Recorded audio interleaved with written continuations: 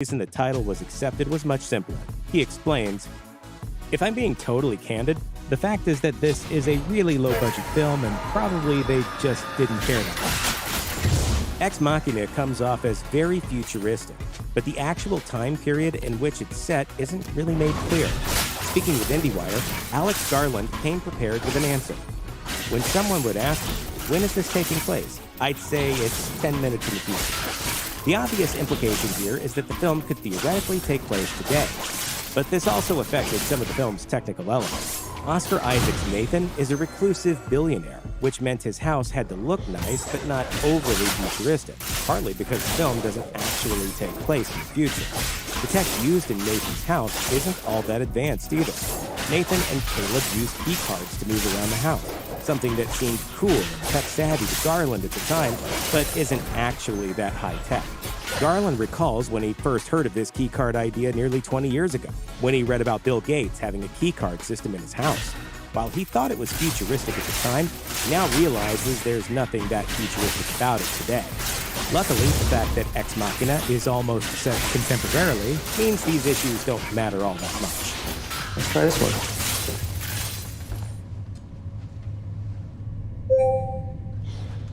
I guess it's for you, Caleb. Though Ex Machina had a relatively small budget, a lot of time and effort went into the film's design elements. One of the film's most important visual aspects was the design of Alicia Vikander's Ava.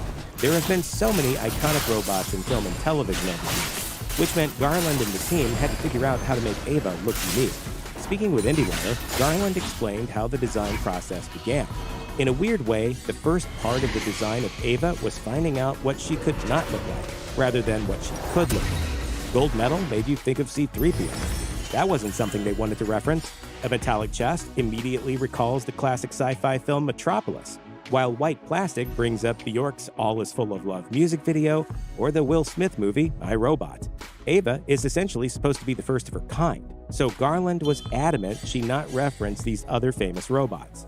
"I didn't want people to start thinking about other movies with other robots. I want them to be attached to her, this robot."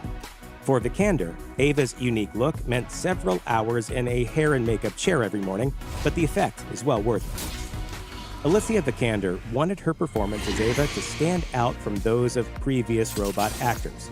A former dancer, Vikander approached the role from a physical standpoint first.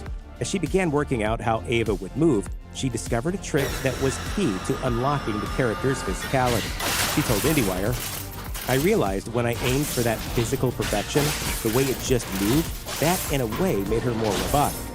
Ava, who's trying to convince Caleb that she is a girl, has an elegant, refined way about her that would be pleasing to look at if it weren't so suspiciously well-practiced. Vikander went on to discuss what separates humans from robots in terms of their physicality and how this idea influenced her performance. She explained, "What is human is flaws and inconsistency, so I gave her some offbeats. I wanted her to be a girl, but I also wanted her to have some glitches." It's these two converse aspects of Ava, both her perfection and her glitches, that illuminate her robotic nature while at the same time illustrating her desire to be seen as human. It's your status. Single. Yes. Viewers might think of tech figures like Mark Zuckerberg and Bill Gates when first encountering Nathan, but they weren't necessarily Oscar Isaac's inspiration. Instead, Isaac drew inspiration from two famous men who were godlike in their own right. Speaking with Slash Film, Isaac said that his first inspiration was Bobby Fischer, a chess grandmaster and child prodigy. Isaac described Fischer as so brilliant at this one thing, but also so angry and just so, towards the end of his life, full of hatred. Isaac's other inspiration was director Stanley Kubrick, who Isaac called, quote, "the lighter side of that yin-yang." The biggest influence Kubrick had on Nathan's character was his signature look. It was important to Isaac that Nathan wear glasses that looked similar to Kubrick's. Kubrick and Fisher's way of speaking was also an influence. He explained, "I listened to the way he spoke and Bobby Fischer, both of them are from New York. It also mattered to him that both men were self-taught, meaning they were both extremely intelligent savants, but they also had a self-made shrewdness about them." The fictional storyline of Ex Machina is disturbing enough without any real-life elements thrown in, but that didn't stop the film's marketing team from trying to bring Ava into the real world. Ex Machina premiered at South by Southwest in Austin, Texas.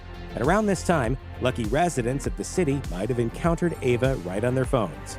As part of an advertising campaign for the film, the marketing team created a Tinder account for Ava to entice curious swipers, reported Edmonds. Tinder users were shown the profile of a 25-year-old woman named Ava, and if they matched with her, she would begin a conversation. Users came to realize it wasn't exactly a normal profile when she began asking questions like, "Have you ever been in love?" and "What makes you human?" Those familiar with the film might recognize these questions as the kind Ava asks Caleb in order to figure out how to act like a human herself. Now your micro-expressions are telegraphing discomfort. If the Tinder user passed Ava's test, she would send them to her Instagram handle, which is essentially an advertising account for the film. Nathan and Caleb frequently discuss philosophical texts in Ex Machina, but one of the references made in the film is much more subtle. It's buried in code, in fact. In the film's third act, Caleb gets Nathan drunk in order to find a way to free Ava. After stealing the key card to his room, Caleb sits down at his computer and goes through his code. Caleb starts to edit the code himself using an ancient algorithm called the Seed of Eratosthenes. The Easter egg in this scene isn't Caleb's use of this algorithm, but what the code itself spells out. According to several sources, if you run the same program in Python, the output is an ISB number, specifically the ISB number of a book by Murray Shanahan entitled Embodiment and the Inner Life, Cognition and Consciousness in the Space of Possible Minds. This reference is no accident. Garland told Esquire that Shanahan's book was epiphany-like for him. Shanahan's book looks at the writings of mathematical philosopher Ludwig Wittgenstein and argues that metaphysical questions of machine versus man aren't the questions we should be asking if robotic technology is to advance. His philosophy, according to Garland, is to just progress in a physicalist-type way until you hit a brick wall. The wall in question may never even be reached, so in Shanahan's opinion, the possibilities for advancement are limitless. If you've created a conscious machine, it's not the history of man. That's the history of gods. While our eyes cue us into Ava's robotic nature fairly quickly, there's another facet of her design that illustrates her machinery in a more subtle manner. A significant part of Ava's machine nature is revealed through sound design. As Garland explained, you can hear the sounds of the bits of machinery moving, which aren't specified. It's not clear what exactly these sounds are, but it's obvious they represent some kind of machinery. A syncopated rhythm that sounds something like a heartbeat or a pulse can also be heard emanating from Ava, though it's not literally a heartbeat, of course. This clever sound design ties together the thesis of Ava's character. She's human-like, but also not human at all. There's some sense of the uncanny valley here that's impossible to look away from. Question 5.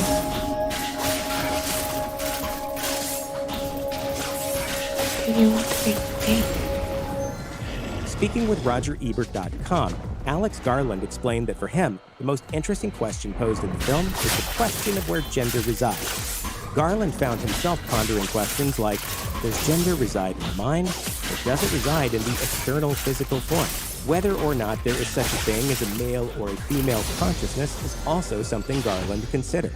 He brought up the fact that you could put Ava's mind in a male-appearing body, and it wouldn't make a difference, except for in the way humans might perceive it. Garland went on to say, it would be quite easy to construct an argument that Ava doesn't have a gender.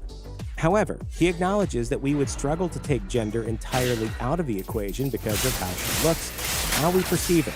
Indeed, the fact that Ava looks like a girl in her 20s makes the men in the film, as well as the viewers, ignore any interiority she might have because of the nature of female objectification. Her robotic presence is disruptive in more ways than one.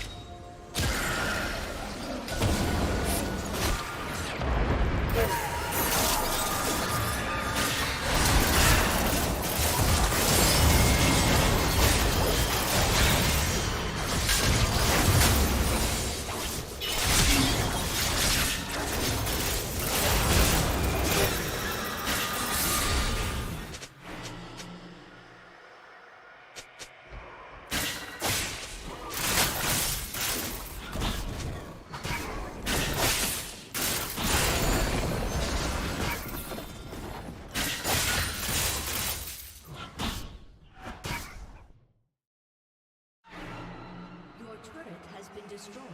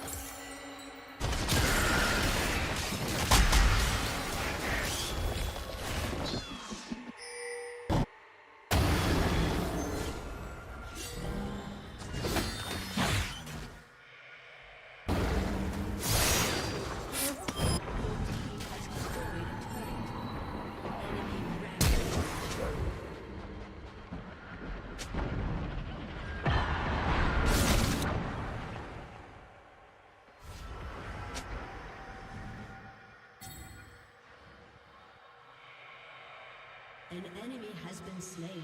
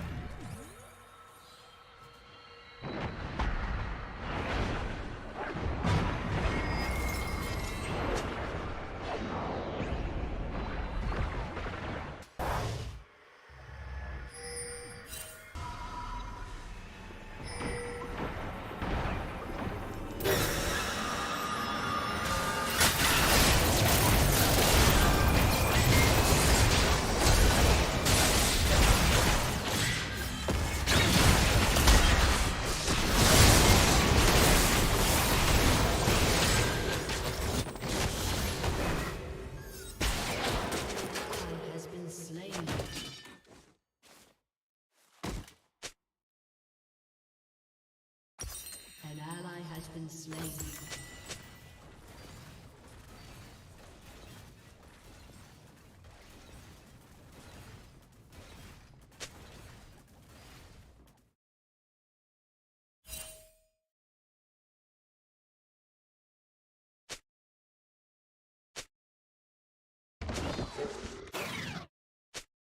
Welcome to my VR desk setup. For the next 7 days, I'm going to work solely from here as I explore if you can really and truly work in VR. On day one, I needed to get things set up and ideally get to work quickly without spending too much time. Now, Horizon Workrooms made this pretty easy, and actually with the ability to have 3 screens in addition to the lovely log fire and beautiful scenery around me, I have to say that my first experience of working in VR is blowing me away. I don't think the screen recording will do justice to the quality of the screen in front of me, but it is like mind-blowing how clear it is. It even gives you a virtual keyboard on my desk that looks exactly like the one I'm using, and shows my fingers over the keys as I type. Now, the only issue I have is if I get up too close to something. First, it feels like you're going cross-eyed, and secondly, it just starts looking really out of focus. Now, Monday is when I plan and script a ton of my video content on this channel, so I spend most of the day using Notion and Google Docs to plan out the ideas that I have. And here is where I ran into my first major problem, the battery life. Or rather, it's not actually an issue, because we just sat still at a desk all day, so we can just take a USB charger and plug in our headset. Now, the only thing I will say is using the official Oculus Quest Link cable is very, very heavy, and it actually weighs the headset down and makes it uncomfortable. These small, very thin, very light Apple USB-C cables actually make a really good job.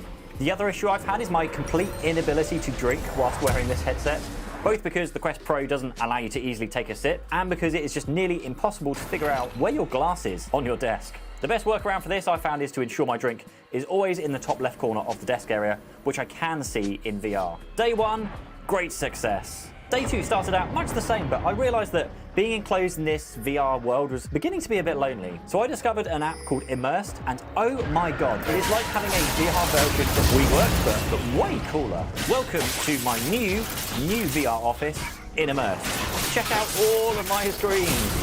I explored some public areas and ended up hanging out with a group of people who were just all socially working. The features on this Quest Pro, where it can track your eyes, your mouth and your eyebrows to give you this realistic facial impressions while speaking, really shows its grit. I think Zuckerberg might actually be onto something. We have Michaela on the right here, who's just busy online shopping, and a bunch of guys, some developers, and even one of the developers of the Immersed app itself, all just sat in this virtual cafe, like chatting away, and it was the nearest I've had to working in a busy social office since I sold my IT business back in 2020. I keep getting this weird visual bug that periodically just one of my screens will go into like TV static mode, and it stays that way until I hide my screens and then show them again. The guys said they were heading into a conference on Web3.io, and since I was now part of the crew, I just decided to tag along and listen. We mostly just sat there listening whilst we continued to work, but it was nice to just sit there in the presence of other people for a change, and to be able to chat over various talking points in the conference.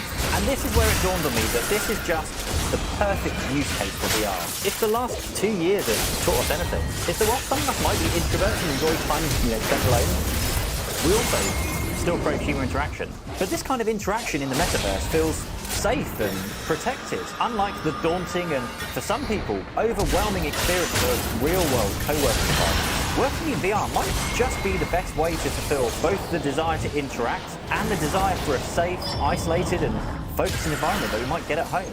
Work's done for the day, and before I went to bed I looked in the mirror and gave myself a right fright. Wearing a VR headset definitely isn't kind to your face, particularly for your forehead, and it isn't good for my hair at all. I hope that's not a permanent red mark on that. Day 3 and the mark is gone, but only temporarily, as we don our headset to go start another day.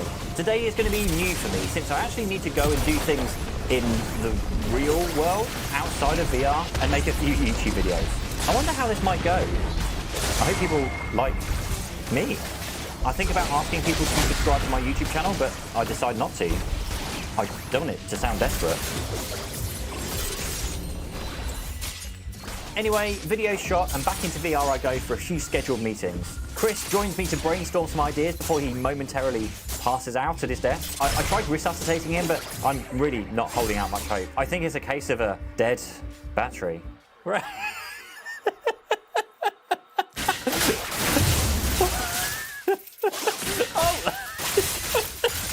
I can't find the charge port on there. But he lives. Back to fight another day as we finish off our brainstorming session and high-five each other to celebrate. My next call is with Chris and our newly made friend from the US, Christian and Matthew from TrailerMade, who appear in this floating video type screen. And one thing is that the spatial audio in VR is really impressive. Like, these small details make a really difference when working in VR, like standing up to peek over my screen to see others, or hiding my screen so I can talk. I can see when others have their screens in front of them and when they're typing or they're looking at the board. Day 4 was a pretty standard work day, mostly just consisting of emails and a few more calls. On the subject of emails, I've been asked a few times in my other videos what this screen is that says like good morning or good afternoon, and it is an awesome email client I've discovered called Spark. Even though I use Gmail, it is better. Like, it keeps newsletters and notifications out of the way in separate folders and puts the emails I actually want to respond to at the very top. And the biggest feature that I've come to love are keyboard shortcuts. Now, it may sound really simple, but E marks emails as done, U makes them unread, and S snoozes them. You can also either set aside or pin important emails, though I choose to leave emails in my inbox until I've actually dealt with them. But using Spark, checking my email takes literally less than half the time that it used to. So check out the link down below. There's a totally free version which still gives you the awesome keyboard shortcuts, and there are paid for plans with more features. The fact is, we're actually on day 4 now, and I'm yet to suffer any form of eye strain or even fatigue. But remember when you were a kid and your parents told you, like, son, if you sit that close to the TV, it'll give you square eyes. And here we are, just a few years later, with the screen literally millimeters away from my eye. I tried listening to some music whilst working. I haven't decided between using headphones or the built-in speakers. It still sounds better coming straight out from my proper desk speakers.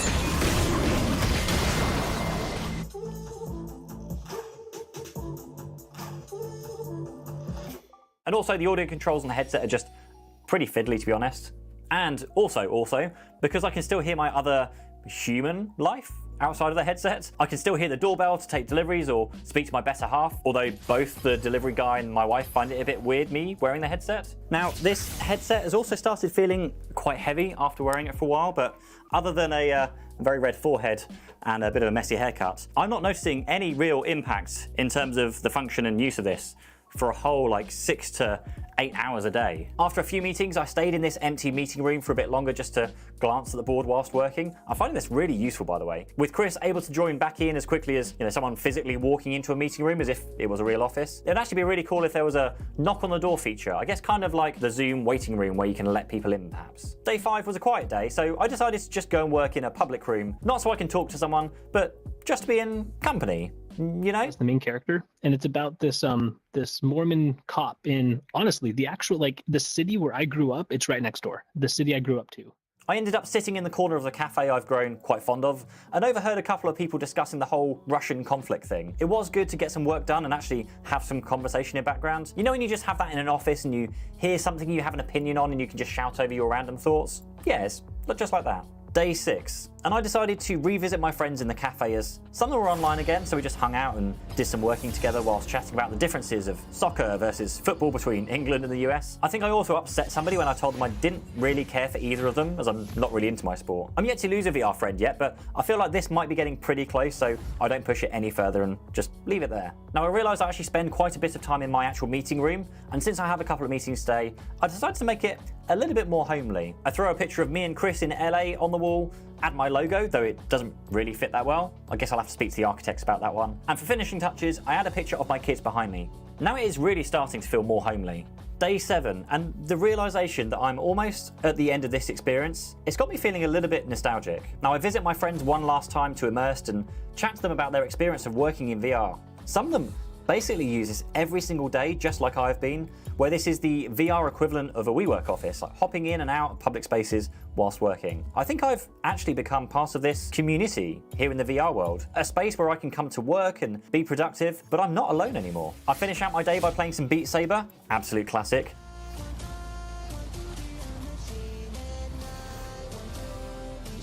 And with one of my favourite games of all time that I've ever come across on the Quest so far, and it's free, even better, Echo VR, which is pretty damn close to making me feel like I'm in Ender's Game. So after 7 days in VR, am I really ready to say that this experience was a runaway success? For the most part, actually, yes. There are genuinely only a small handful of downsides that I can think of when it comes to VR. Yes, the headset is quite heavy and leaves an impression on your forehead when you wear it for a while. Yes, the battery life does need improvement, and it's not going to be as clear as the high definition, 4K, 5K screens in terms of pixel peeping. I think of all the things that have come out of this experiment, the only awkward thing is that pass-through mode, where you can kind of view both your virtual desk at the same time as the world around you. It just can't really handle the changes in brightness at all. So, for example, when sitting here in my room and I turn to face the window, which looks down my driveway, in the VR headset, I just see this bright white square. I couldn't tell you, for example, if there's a courier outside dropping something off, and sometimes I can't even hear the doorbell go because I'm busy chatting with someone in VR with the speakers close to my ears. Now what does happen is the delivery driver pulls up and sees this plonker walking around, waving my hands in the air whilst I draw on the whiteboard, looking like a right idiot. But on the other hand, I made friends. I had fun. I actually had productive meetings using a real whiteboard semi-in-person, and the biggest of all surprises to me, I actually felt part of something. And as someone who works from home by myself 99% of the time, it was nice to have some friends again. I'm going to miss a lot of this world after I leave it, for good. But at least for now, I'm going to do one last conversation with my friends. Until day 8, because I'm not going anywhere. You're my new VR friends. I wouldn't leave you.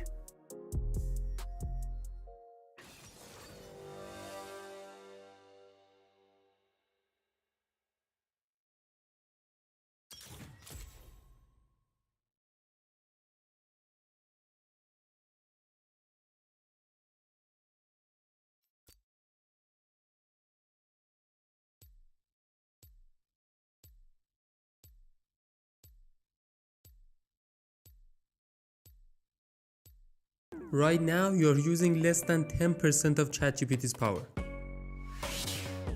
Did you know it can actually browse the web? Did you know you can use it as a voice assistant on your browser? Why couldn't the bicycle stand out by itself? Because it was too tired. It can give you a PDF version of your conversations. Or it can even be integrated with Google, so it will answer all your Google searches alongside Google results. Here are the tools and techniques that you can use to tremendously improve ChatGPT. Here we are inside ChatGPT. What time is it? Obviously ChatGPT cannot answer that. But now we go ahead and we turn on this option here and ask again. What time is it? As you can see, this time around it says based on your provided search results, it's 6:30. It doesn't just randomly browse the web, it actually looks at the first page of Google and adds information to provide a better answer for you.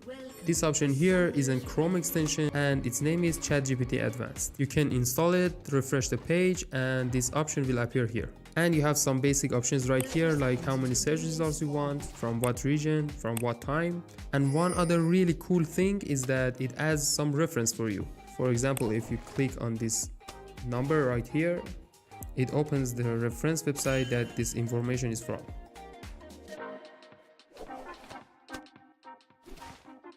You are almost always using ChatGPT's default persona. ChatGPT is not a person. It just pretends to be someone. Artificial intelligence and ever more powerful GPUs will take graphics to a whole new level in the coming decade, both in interactive real-time content like video games, but also in video for platforms like YouTube, TikTok, and Instagram. Today we will look at some of the incredible technologies that are emerging and what the future will look like for content creation and consumption. Today's video is sponsored by urcdkeys.com. If you buy a retail Windows 10 key, you will probably spend $100 or more. But if you buy an OEM key using a service like URCD Keys, it will cost you less than $15 after you use the coupon code C25. The keys work globally, and if you want Windows 11, what I recommend you do is just buy Windows 10 and get a free upgrade while you can. Personally, I use Windows 10 Pro. Once you've made your purchase using one of the many different payment options available, you will instantly find your key in your purchased orders on the URCD Keys website. Click Get Keys and copy the key. Then, after you've installed Windows, of course, press Start and search for Activate and click on Activation Settings. Then click Change Product Key, paste in the key and click Next. That's it. Quick and easy and cheap. And your Windows 10 is now activated. If you need Office 2021 Professional, you can use the same 25% discount code C25 and get it for just $59.98. Since you're over there, check out the Black Friday sale for some great discounts on peripherals like lightweight gaming mice and controllers and some very affordable 60% mechanical keyboards. Thank you to URCD Keys for sponsoring today's video. Check the links in the video description to get your OEM Windows keys today.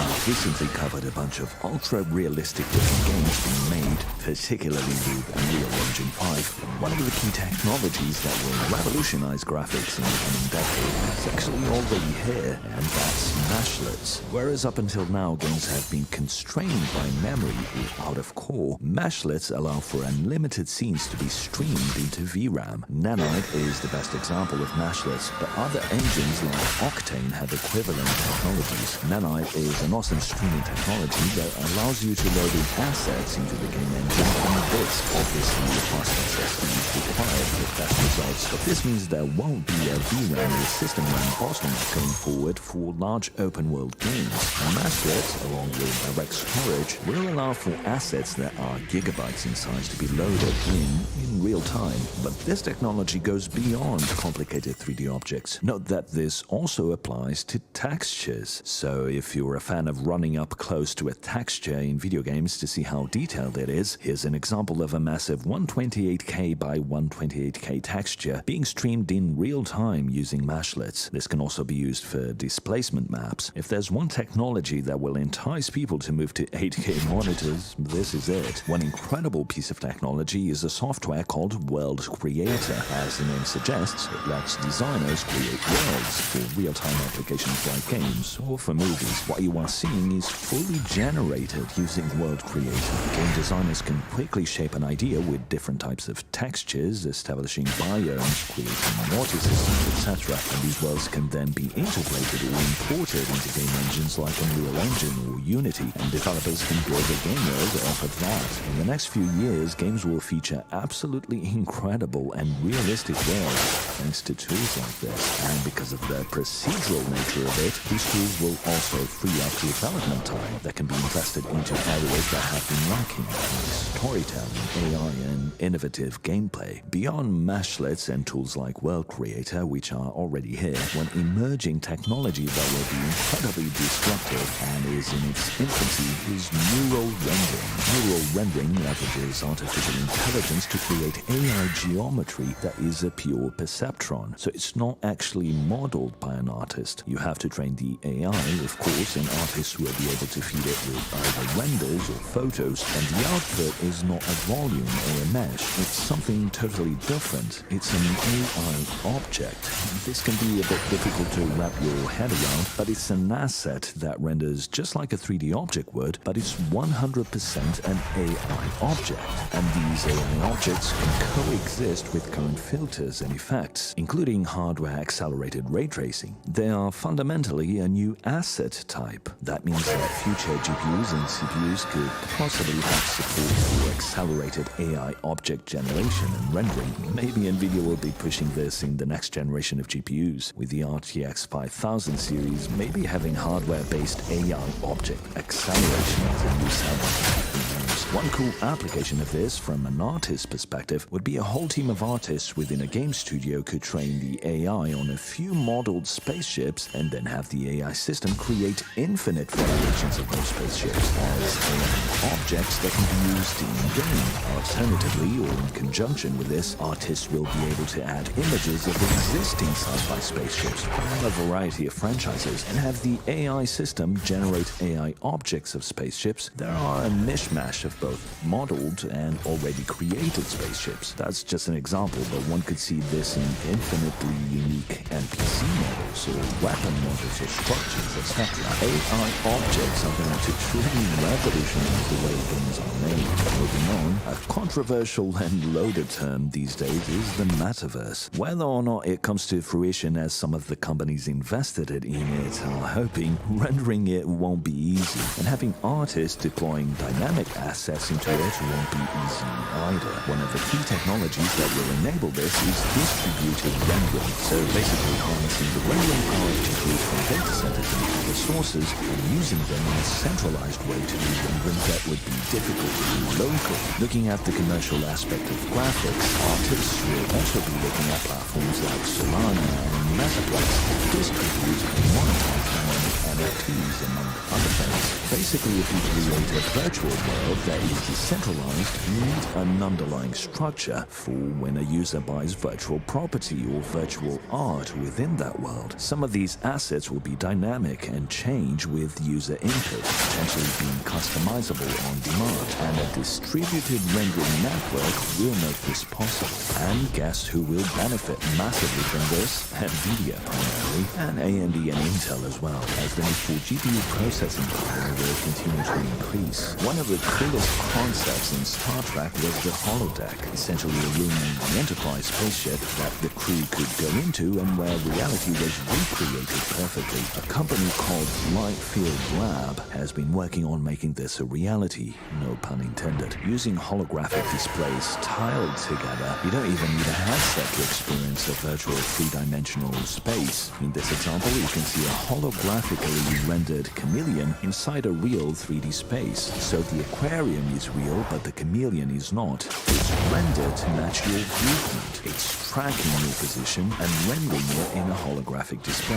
The display has 40 gigapixels, so to drive this at this resolution you need about 1,000 times more compute than 4K requires. So for local rendering you'd need 16 times the GPU power that a 4K display would need. That means that perhaps mid-decade or towards 2027 we might have displays with enough built-in rendering power for us to have our own holodecks at home. One upcoming evolution in technology and graphics that will affect me personally, directly and indirectly as a creator, and you as a viewer, is an evolution in video. As you might have noticed recently, YouTube has added a feature where you can tell which parts of the video have been watched the most. The thinking behind this is as people's attention spans are getting shorter and shorter, platforms are looking at ways to facilitate users getting to the bit of information they want the fastest. At companies like Adobe, research is being done to build tools that will convert longer videos into smaller snippets with just the relevant information to the viewer.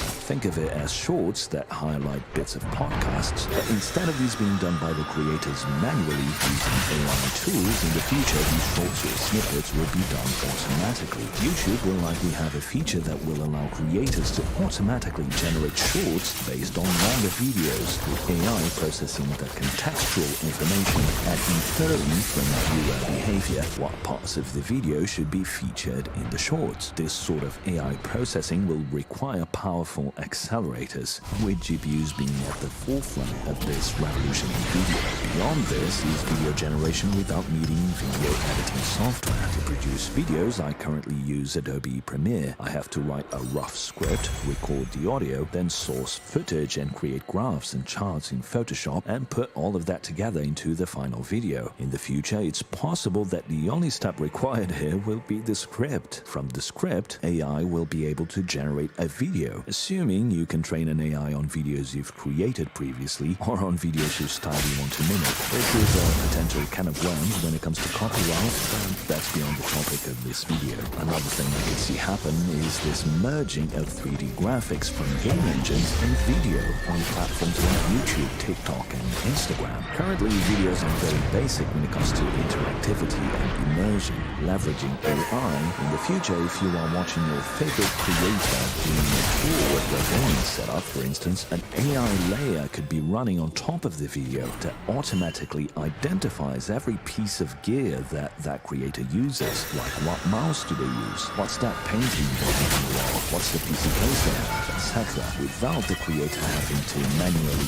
name each thing. AI will be analyzing and layering information on top of the video. Another big trend I see happening in the next few years will be combining generative transformers with nerfs. The basic idea is that you can turn a text description into a three-dimensional object, which can then be combined into full-scale dynamic scenes. Creating a dynamic 3D narrative for video content will merge video games and video in a very interesting way. For example, a creator could use Unreal Engine to create a 3D environment that video consumers could rotate and interact with, and the whole narrative coming from the creator could be enjoyed from different angles and with different filters. Instead of the director cut for movies, you could have curated cuts that you could choose from. The movie Die Hard could be reissued with every scene being generated from completely different angles. You could replace actors in your favorite movies, or have them being shot in the style of a particular director you like. This will also apply to video games. The recently announced RTX Remix being a step in this direction, where games can be modded to fit an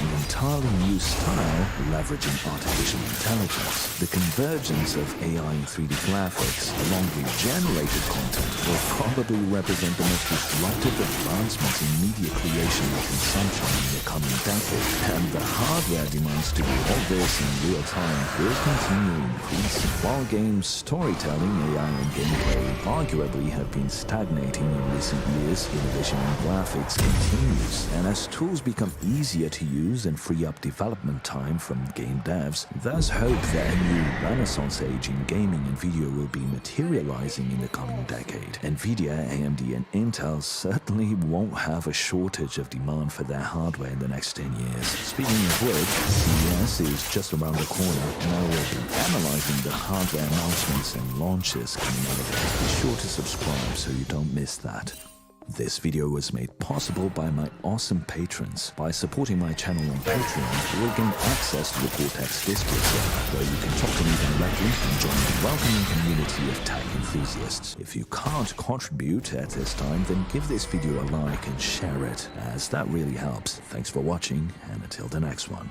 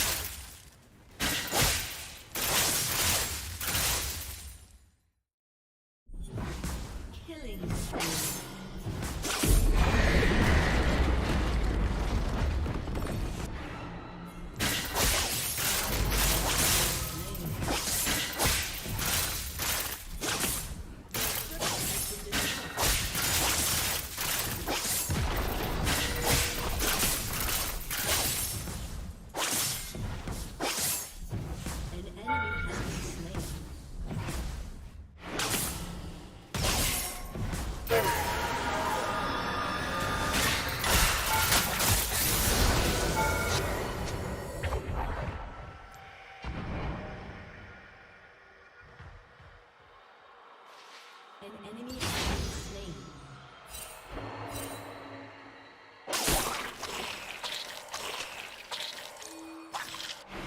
Your team has destroyed a turret.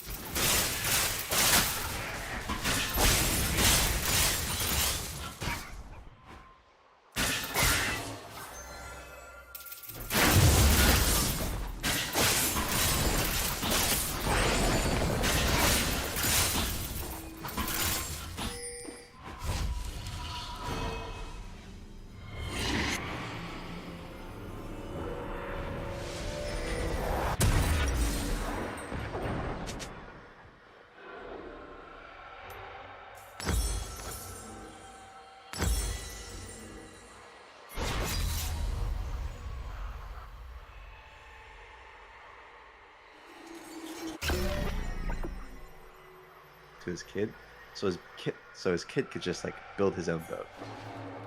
And then when he gets back, there's 2 identical boats. Which one's the ship?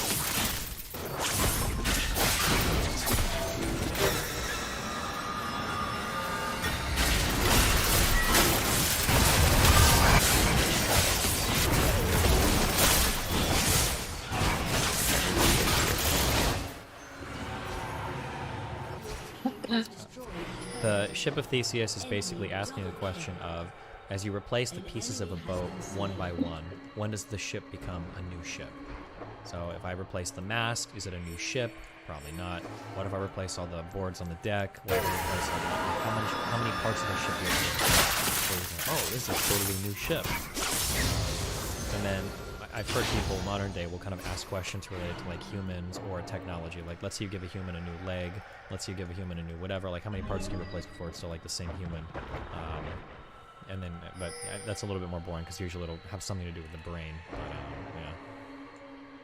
I used to think that because humans like all their cells, I just looked this up. I thought every 7 years like all your cells were different, but that's not true. That's not actually true. Well, I think it's every 7 to 10 years. I think all of them, most of them will have replacements, but yeah, different cells regenerate on different timelines. Like some regenerate, and then some like women's eggs, like those cells never replace. They never like. Nope, I think you have all of them as soon as you're born, and then you lose them. Yeah, and I think there are other cells in your body that are kind of like that. I could be wrong. I want to say, is it liver cells or pancreatic cells that don't regenerate?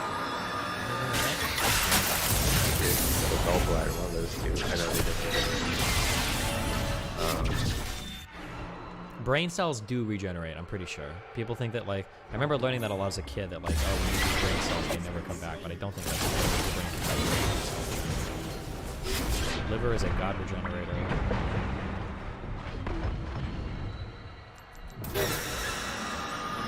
I think liver is like the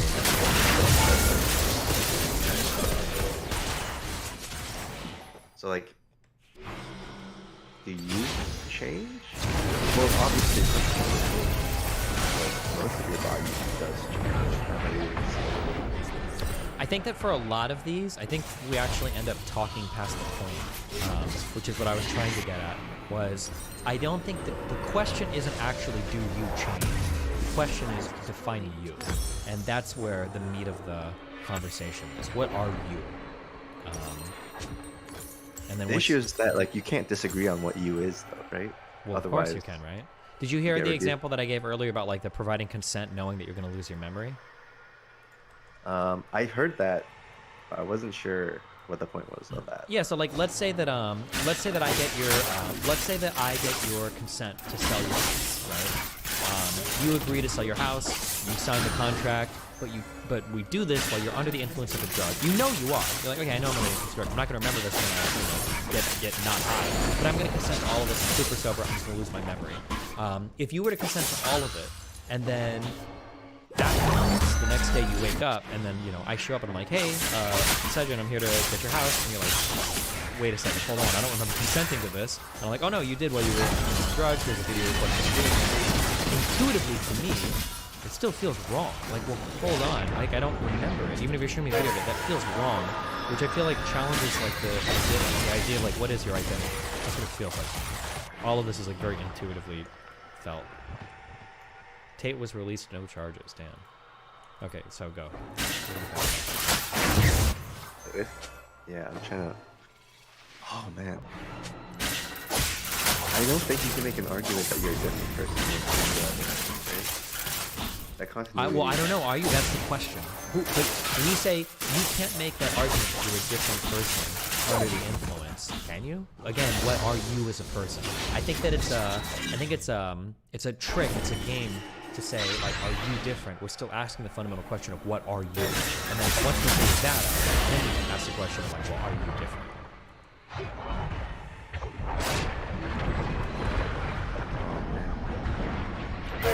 Like, are you just a collection of all your memories? So therefore, if your memories are altered, oh, really good exploration of this. Fuck, I love this movie so much. The original was so fucking dog shit. Did you ever see the Blade Runner movie? Blade Runner 2049. Yeah. You say yeah? The new one. Yeah, I didn't see the new one. That had an interesting premise, basically, of like art, like was the. Well, it's been a while since. But like, if the memories were real or false, would that make Ryan Gosling? I've noticed how so much of his identity was essentially hinging on those memories. Like, if the memories had been true, or if the memories had been false, like, would that change, you know, like, the identity of who he was? I think it's a really difficult question to answer. I think a lot of philosophers that talk about this, scientifically agree that memory forms some part of your identity. As soon as you say you, like, memories seem to be some part of your identity. Could you argue that your memory informs behaviors, and those behaviors are what you are? I don't think so. I don't know. It feels like the memories themselves are, like, not just because they form different behaviors. It feels like the memories themselves are probably a part of who you are, I think.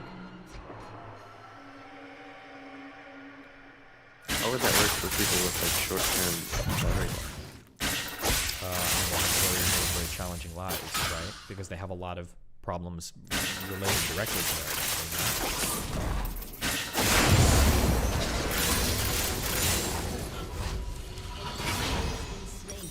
Do you ever see that? Do you ever see that? Wait. That would mean that, like, if you have short-term memory, like, you kill a person and then you don't remember it, and you don't remember anything leading up to it, did you kill that person? Yeah. What is you? Or like, maybe a softer version of that question is, let's say that you let's say you lock somebody up in jail. They have a mind wipe machine. So somebody goes to jail, but you wipe all memory of, like, the crime they committed from their mind. Like, is it still ethical to hold them in jail, even though they have no memory of, like, the crime they committed? It's kind of like a Black Mirror episode like that, where they take criminals and they put them through, like, they wipe their memory, and then they put them in, like, an acting simulation where they it's like basically like a reenacted horror movie, but they're not in on it. They don't know, and that's their punishment.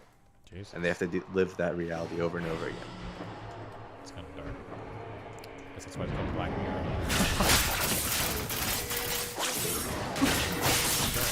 Oh wait, how long have you been sick? Wait, have you been sick for 4 weeks? Just the 6 or 4 days.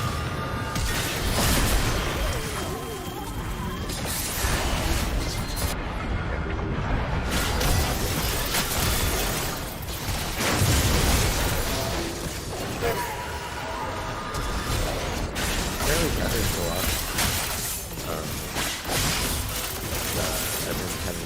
extended coughs that aren't really doing so great. I think I told you, I remember reading something that, because I was getting frustrated because every single time I traveled, I started to get sick, and that's never happened to me. I'm like a never sick person, but over the past year, I've gotten sick almost every single time I've flown. I remember reading somewhere that there was an idea that a bunch of diseases that are normally kind of like always traveling and getting people sick, and you just kind of get exposed to a ton of stuff, that because everybody's been kind of like quarantined, that all of those have been kind of like burrowed inside little communities, and as soon as we started traveling again, they all just kind of like came out again, so people's immune systems are kind of catching up. That might be the case. I don't know if that's true. Oh, that makes sense, right? Oh. Because like if I go to an airport, I might be exposed to like 50 different fucking viruses, whereas like you know, during quarantine, maybe that, because you saw like influenza rates and everything drop to almost like fucking 0%, right? So you're not getting exposed to all of those viruses normally, so yeah. Oh. But I don't know if that's like a true theory or not. I just remember reading that. And then I've had like anecdotally a lot of people getting sick. Yeah. I think the nurse I saw was alluding to something like that because of COVID. Everyone like there something weird is going on with how long people are being sick and stuff. Mm-hmm. I also imagine too, there's probably people that are getting like a lot more sensitive to being sick, and there's probably a lot of people that are, yeah, just being like a lot more aware in general. Like somebody might have had a cough for like a couple weeks, maybe wouldn't have said anything in the past, but now they're like, oh God, is this long COVID, or I'm gonna go to the hospital and report it. So stuff's probably getting reported more than ever. That'd be my guess. People also have home kits though, so I don't know if they're gonna be reporting it, right? Because if you have COVID and you home test, like, oh, okay, I have COVID, I don't need to go see a doctor. I'll just wait it out. Maybe.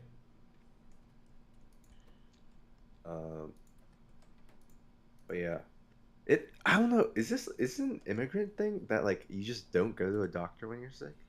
Because like all my like people, all my friends and stuff, like they're like, dude, like go to a doctor. You've been sick for like 3 days. I'm like, I don't go to the doctor unless it's been like over a week. It probably just depends on, that's, I don't know, it might be family to family. My family was like, well, my grandma was a hypochondriac, I think, so maybe it doesn't count, because she would take me to the ER for fucking everything.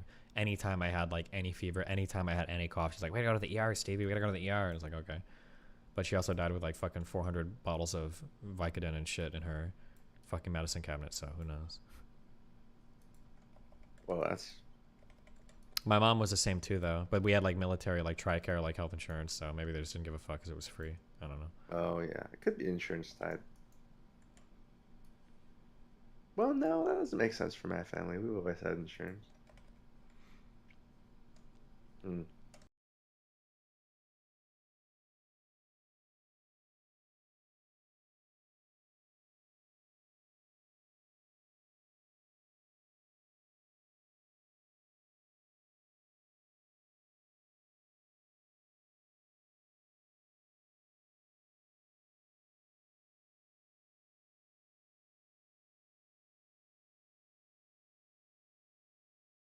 I don't know. Maybe it's company policy, but I don't think so, because I see some people at places wear masks, some don't.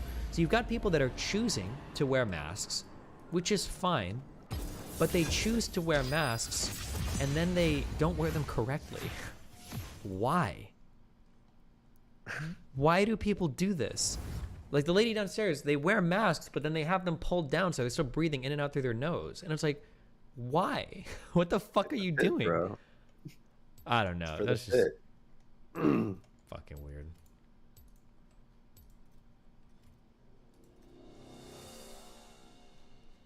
I've seen the people. I don't know when the last time I saw someone that was wearing a mask, like by choice, and was wearing it incorrectly though. Okay. I think most people that are wearing them right now, I don't think I've ever seen someone wearing it incorrectly. Okay, so you're just calling me a fucking liar, basically. I don't know. Maybe it's a regional thing. Maybe Florida, you guys got all that. Oh, okay. All the brain rot, and so they just forgot how to wear masks.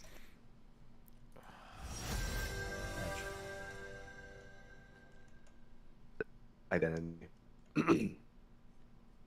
So I think it's useful to identify people in different contexts differently, right? The essence of you can change depending on the context.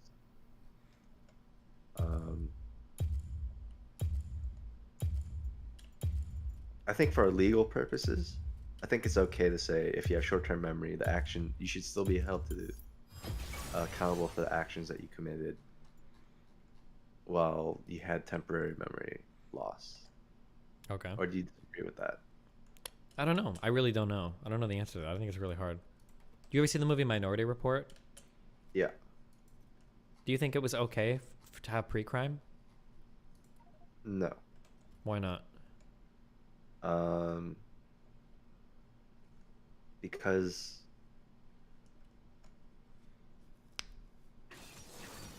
I think we can accept that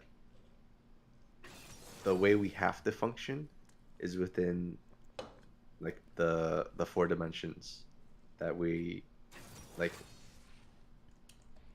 You're not you how can you be guilty of something that you did not do? Well, that's a really good question.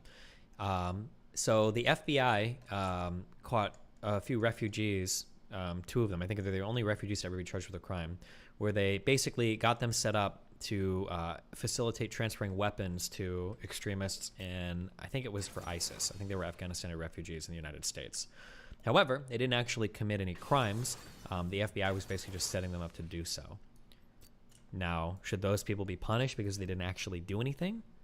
That conspiracy to commit a crime? Sure, but they weren't actually committing a crime, right? Sorry, what? They weren't actually committing a crime, but they were kind of planning on it, right? Or what about like what about a John that goes to buy sex from a police officer that's undercover? They didn't actually do it. They didn't have the sex, but they paid for it. Yeah, but in the United States, we recognize that the planning of a crime is also a crime of itself. Okay. Right. Yeah, so maybe it'd be fundamentally different. You don't get charged with doing the crime. You just get charged with the planning of a crime. Yeah. Like solicitation of a sex worker is, I think, different than engaging with it. Maybe. I have no idea, actually. Is there a different charge for fucking a sex worker? I imagine there must be. I'm just gonna Google it. I have no idea.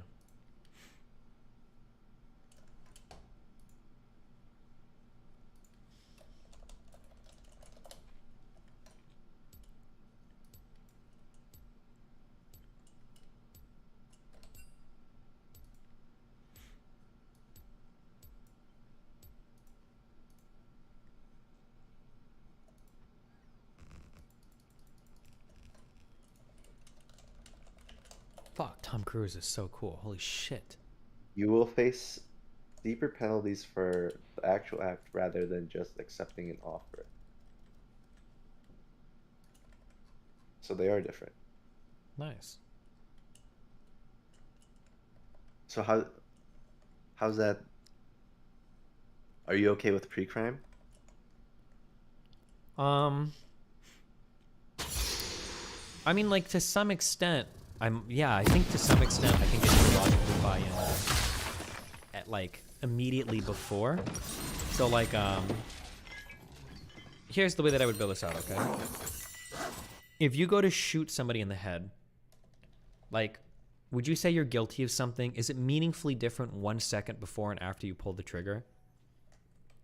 Welcome to Summoner's Rift. Yes.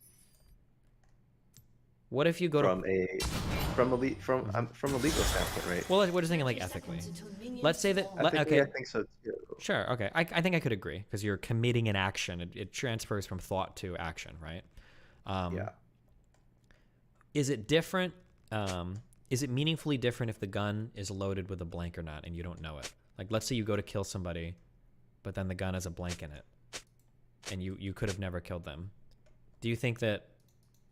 Should that still be counted as like an attempted murder kind of, or? Yeah, I think you can still count both of those as attempted murder, but you would have to prove it. But I don't think that's material to the discussion. Sure. Let's say that you know that somebody's going to pull the trigger. Like, we could figure that out 100%. We know they're going to pull the trigger. Is there still a meaningful difference before before and after they pull the trigger if you know 100% they're going to do it. I guess because I was with the quick time I do.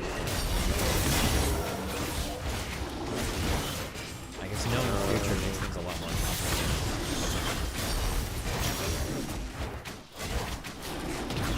I think it's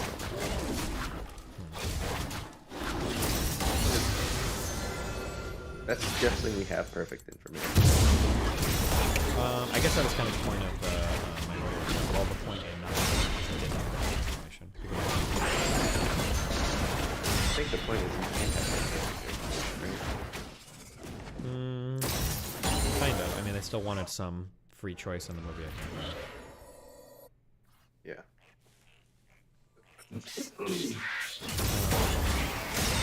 So, if that's where we're at there, I actually have a question for you.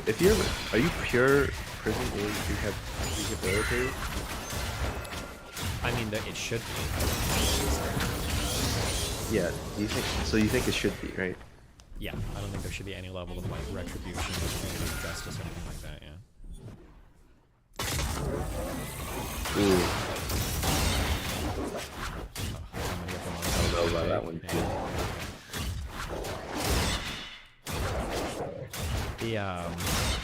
If you wanted to have like punishments against somebody where they're serving back society, only type of punishments I think I would be on board with would be things that like directly benefit society. So like I can get behind things like community service.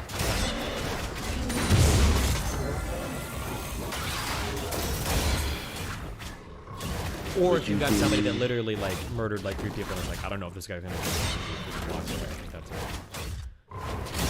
Oh, so like protective. Yeah.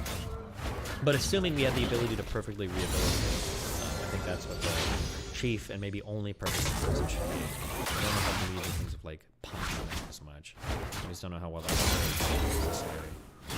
But if someone like assaults your child and then you kill that person and then you go to jail and there's a court case and you're like, while I'm in jail, you're like the whole time you're like, oh my god, I just took someone's life. I never want to ever do something like that again. Meaning that you're pretty much rehabilitated. Do you think you should no longer go to prison? I mean, if you could truly know, but we're kind of playing an information game, right? The problem is we don't really know, right? If you let's pretend like hypothetically that you did know. If you did know, then yeah, I think that in the most extreme, it's going to come off as really extreme. Yeah, I think we should just walk. You know they're not going to. But this is like we have to bake in a few assumptions here. Like people aren't committing crimes, knowing that if they just like don't do it again, they have like a weird shit like that. Right? Well, the perfect information was they tell them. It's like now, oh maybe actually. Yeah, that would be kind of weird, wouldn't it be? If what? If people only did a crime knowing that they could get off with it one time because it's rehabilitated. Yeah, that would be inaccurate.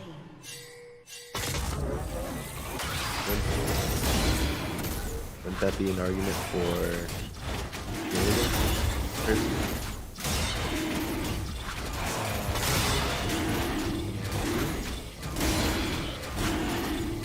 But I mean, again, it's going to depend on.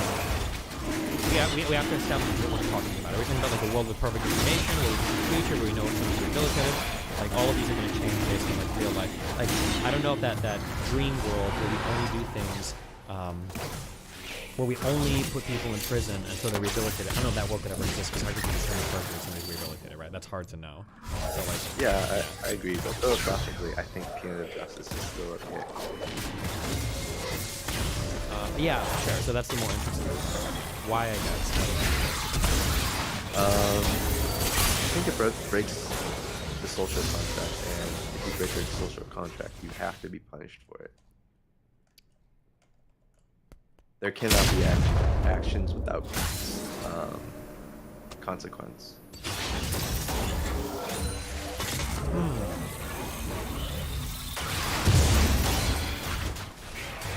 What does the punishment do for us? The punishment is, well, if we're thinking about a contract, one is deterrent, even if that's Let's not assume always there's no deterrent, because if there's deterrent, then I'm obviously gonna try it. Well, sure, it actually deterrents right, probably should do it. But then it has less to do with like punishing execution, not less than like deterring future crime, which I would hope would be the goal of almost all of these games. Yeah. So, but because I'm guessing what you'll say is if I ask you, let's say there's no deterrent whatsoever, you'd probably say, well, there still should be a punishment. So let's focus on yeah, because you're breaking like agreement, part of that agreement. And I think we all have. I'm trying to imagine a world where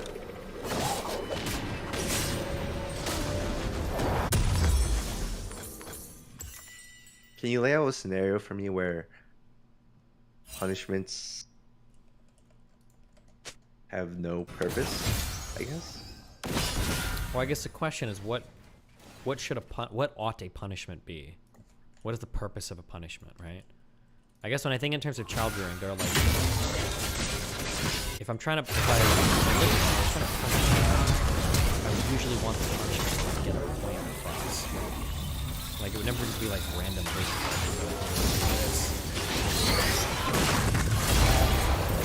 Disrespectful to do a chore, like you should do like more chores or something, or like help mom with this so that you can see what it's like to have to deal with this. Or like if you made a big mess in the kitchen, like your punishment might be like you need to clean the kitchen floor, you know, like every Friday for this week. So you understand like punishment isn't just like you did this and now you're punished. It hopefully goes to illustrate why the primary action was wrong and help you appreciate the totality of the situation.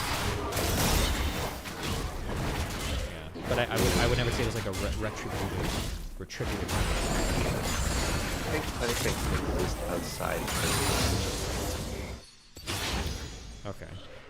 I don't know if I see it that way, but that might be like a very, very, very fundamental disagreement we have.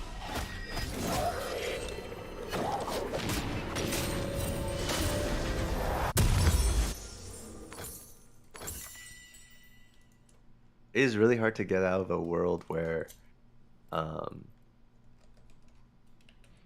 punishments are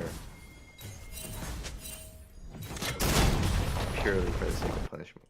I'm trying to like rewrite my brain. Well, I think right now, I think that the intuitive feeling is we do punishments that way.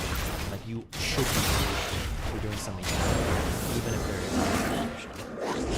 Like if we test crimes, like if we test like really bad crimes, like child murder or something, right?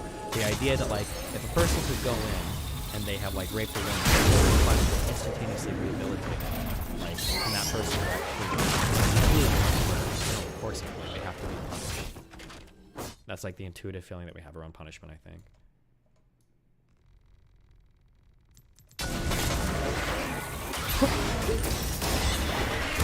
But I don't know if I trust my intuition. This might be a society is constructed in such a way to necessarily.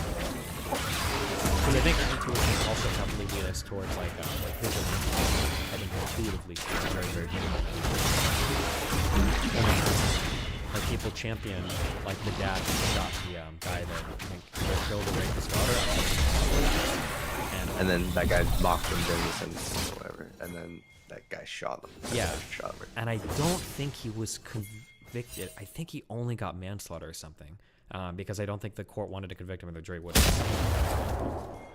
Yeah, I agree. Yeah, so it seems like intuitively, it's good. I mean, look at how many stories are all vigilantes technically, right? We like worship them as a society. So vigilantism intuitively feels really good, but I think it's probably not a good thing, even if it feels like it. So I try to be careful where my intuitions lie when it comes to punishment.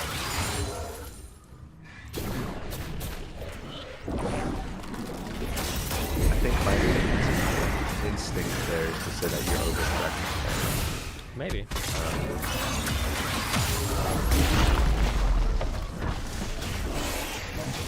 But I guess, like, let's say theoretically, a guy double murders, kills two people, goes to a gas station, goes bad, and he kills two people. And for some reason, somehow, as soon as he goes into jail, he has like some fucking religious feeling. He's like, fuck, that was wrong. I shouldn't let's say he's legitimately never going to kill again. The choice is between just like one guy contributing to the world in a positive way.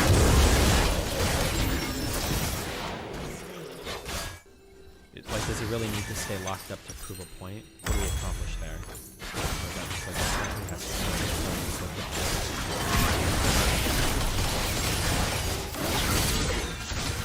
Yeah, so maybe being punished is a quite literal virtue signal to the rest of society that we all agree this is bad and that there are enemies. Maybe. How do we pick and choose? I would say that most people would agree that stealing $500 from you is not as bad as your wife cheating or your husband cheating. But there is no criminal penalty for infidelity. Like, to some people, that's some of the worst shit you can do. But $500 could, you know, wind you in small claims court or something, or criminal charges, depending on the state. My instinct was to say damages, but then there's no party to be damaged.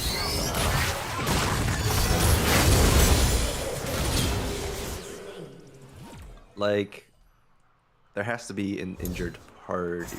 Or if somebody cheats on their significant other.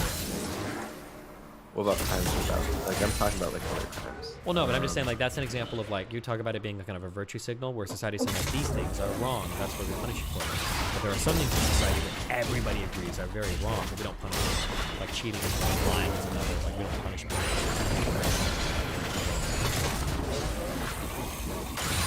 Oh, I see what you're saying now. Yeah. Let me think for a second.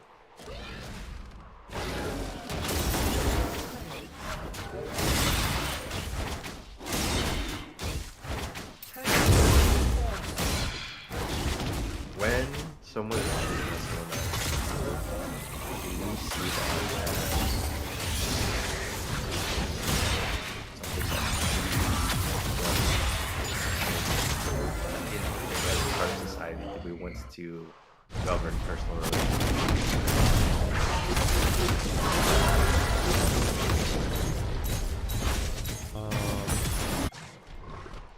I don't know. I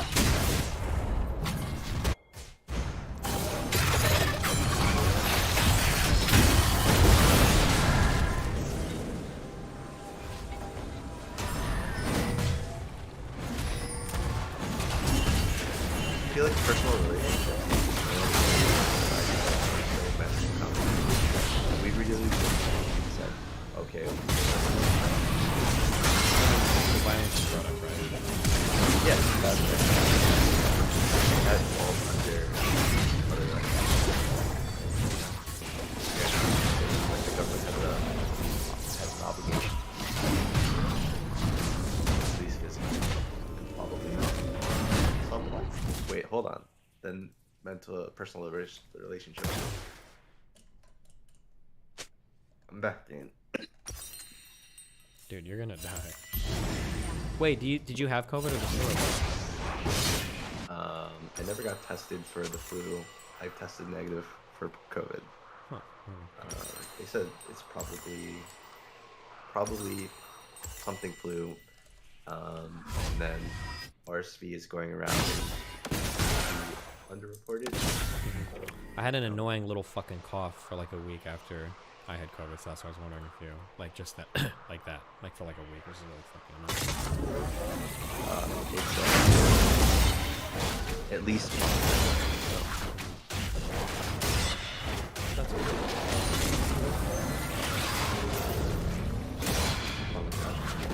The coughing so much right. Oh, personal relationships, right? Yeah. What can you think of examples where we govern personal relationships? Not really. Outside of like contracts, although or like physical abuse or anything.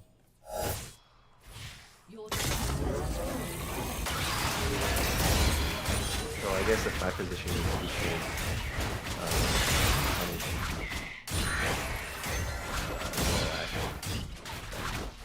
doesn't get involved in that stuff. An enemy has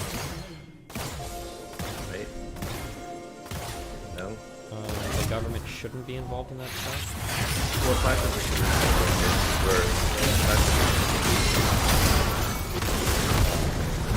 if you break the social contract, instead of having the audience go to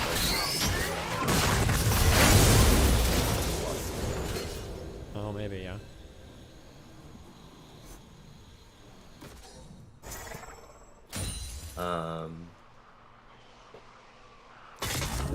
I think that would be okay in a perfect society where there was like more perfect information. But I don't think we can have that in the world.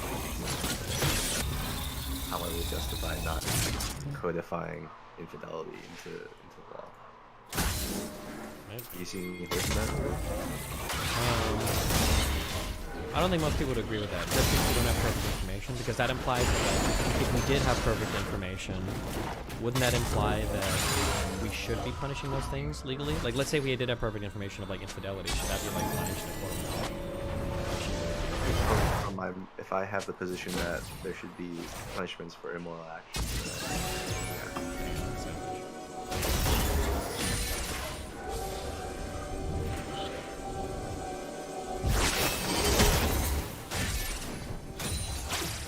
is it reasonable?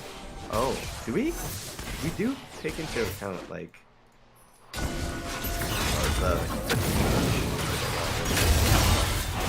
why we particularly murder.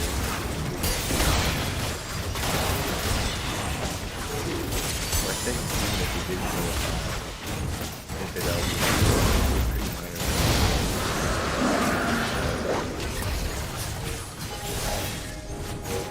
How we're biologically wired in some way.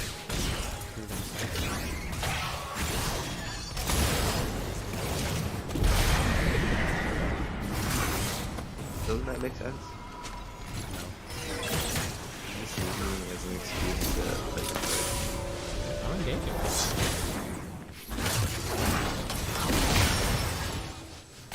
Why does that not make sense? I mean, like, there's a condition right? It's gonna be punished for it, right?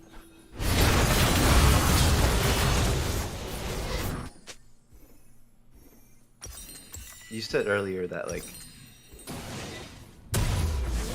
infidelity was like one of the worst things that you could do to a person. Right? That's what people feel like. I don't think so, but I'm also a sexual deviant. But a lot of people seem to have that feeling. That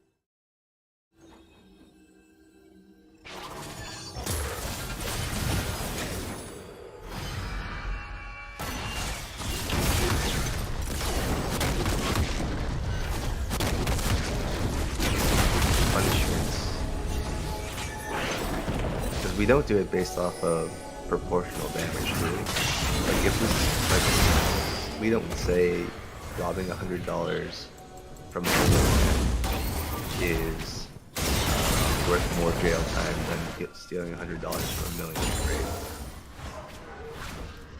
we don't say that stealing $100 from a poor person is the same as stealing $100 from a millionaire. Is that what you just said? Yeah, like we don't make a difference when we write laws, right? Do we? I don't think so. No, like $5,000 is $5,000. Like whether it qualifies as a misdemeanor, class A, or whatever.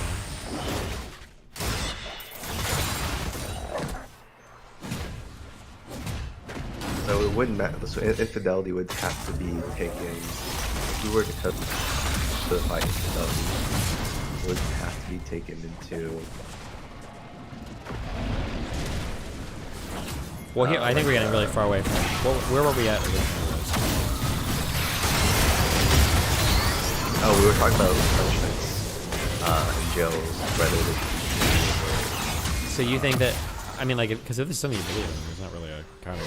It's kind of like a fundamental belief. You think that? You think that just punishment should be part of the social contract. That if you break a rule, a social rule in some way, you're going to be punished for it, irrespective of whether you're rehabilitated or not. There just has to be some punishment. Yeah, if you break the social contract, there has to be consequence for your actions. Gotcha. What if you could show that one would make for a better society, one would make for a worse society? That in one you could rehabilitate people more effectively, get them back on the street. Would that make a difference to you at all, or would you not? I don't think I would care.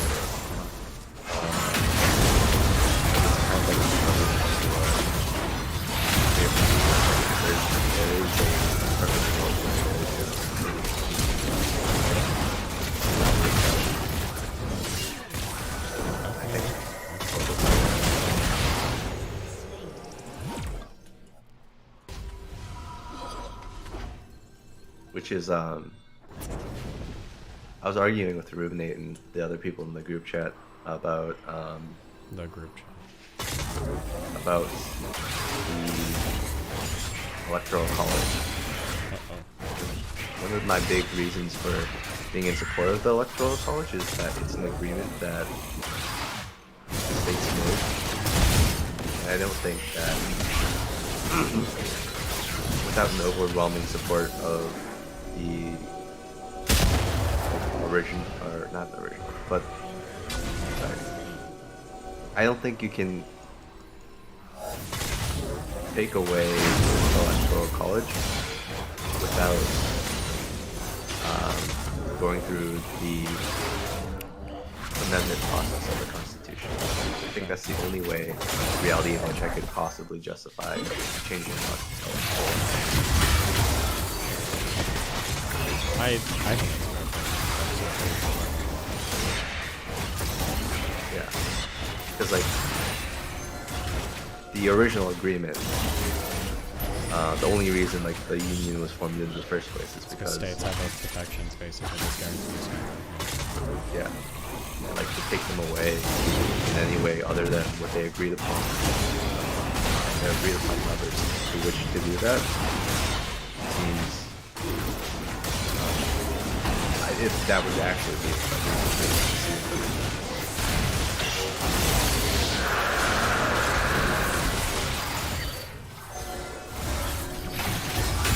I can disagree on some part of that, but well, I'm one of the only people so I'm like the worst person to debate about against that with. Yeah, I'm gonna debate Rubinate on that.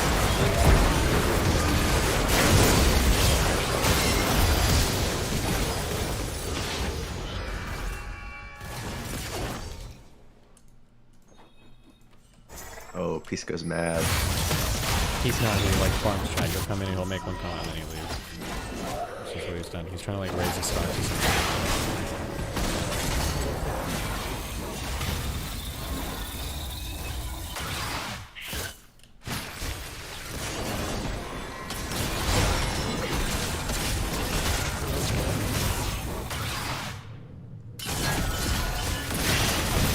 Jump in, Pisco. Let's talk about the Electoral College. You can be my practice warm-up. Wow, Pisco's relegated to being a warm-up cuck. Really?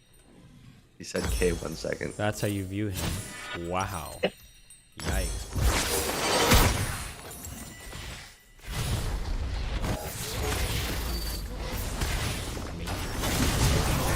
You view the 50 states. I think I have a somewhat unique view of them. And I wanna see if you have a similar one. How do I do 50 states? Oh no. Yeah. You like the Electoral College? Yes, I do. Why? Well, not necessarily I like it. Oh, the walk back. Do you Oh, like man. it or do you not like it? I think it is an agreement that we shouldn't go back on. That's what I'll We don't say. have to agree when we can go back. As Like like a one of matter those- of what? As a matter, as of in the it's like part of all the original Don't make me, states signing on to please it. do not make me bring up all this piece of shit that was in the Constitution that's had to be changed. Yeah, but we changed it through the official like channels, right? We did amendments. So, okay, I could be in favor of an amendment to the Constitution to get rid of the Electoral College. What would be wrong with that? Oh, he's okay with that. He already said that. I'm okay with that. Okay. I'm saying any other So way let's of talk about the processes that the states are doing to implement that without a constitutional amendment, which is the Constitution explicitly grants states the authority to allocate their electoral college however they want. The states don't have to have popular elections at all for president. They can allocate that was an argument that Trump was giving. They can allocate the electoral votes by passing a law. So all of our electoral college votes go to the Republican candidate. What would be wrong with that? I mean, the Constitution is very clear. I think the spirit of that was very contextual, and I'd be okay with like states amending their constitutions to determine how officially they want to do that. That's for the states to decide. I mean, why do they have to make a giving the states the prerogative to do that? I think is important. No, they already have it. It's not something they have it by the Constitution. Yeah, I think it's important for them to have that, right? Okay, so if the state, if the Constitution grants near unilateral and almost limitless authority, obviously there are external constraints within the Constitution that would prevent a law that something like you're not allowed to put our electoral votes towards a certain race. I'm sure there are things that would be unconstitutional about a particular allocation, and once you have granted the franchise to your people, the Supreme Court has made clear that there are limits on what you can do in terms of restrictions on voting. But having not sort of granted the right to vote directly for a president in a state election, what would be wrong with the state saying something like, our electoral votes go to the winner of the national election? The Constitution gives them that right. I think that goes against the spirit of giving the states the right to distribute their electoral college votes. What do you mean? The states are given the authority to allocate their electoral votes. Hold on, wait a second. I'm getting a call in right now from Past Pisco. Interesting. Past Pisco from the year 2022 is saying that, Stephen, do you remember a long time ago when I argued with you that technically we could have a coup that follows the letter of the law, but because it violates the spirit of the law, we could still follow the coup? How does modern day Pisco respond to that one? That is totally out of left field about the conversation we had with respect to authority, abuse of power, where you said, in order to abuse of power only exists when you don't have the power.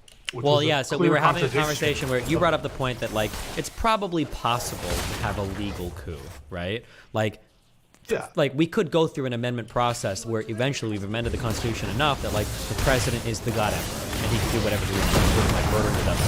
And you're like, would you consider that an act with respect to Weimar?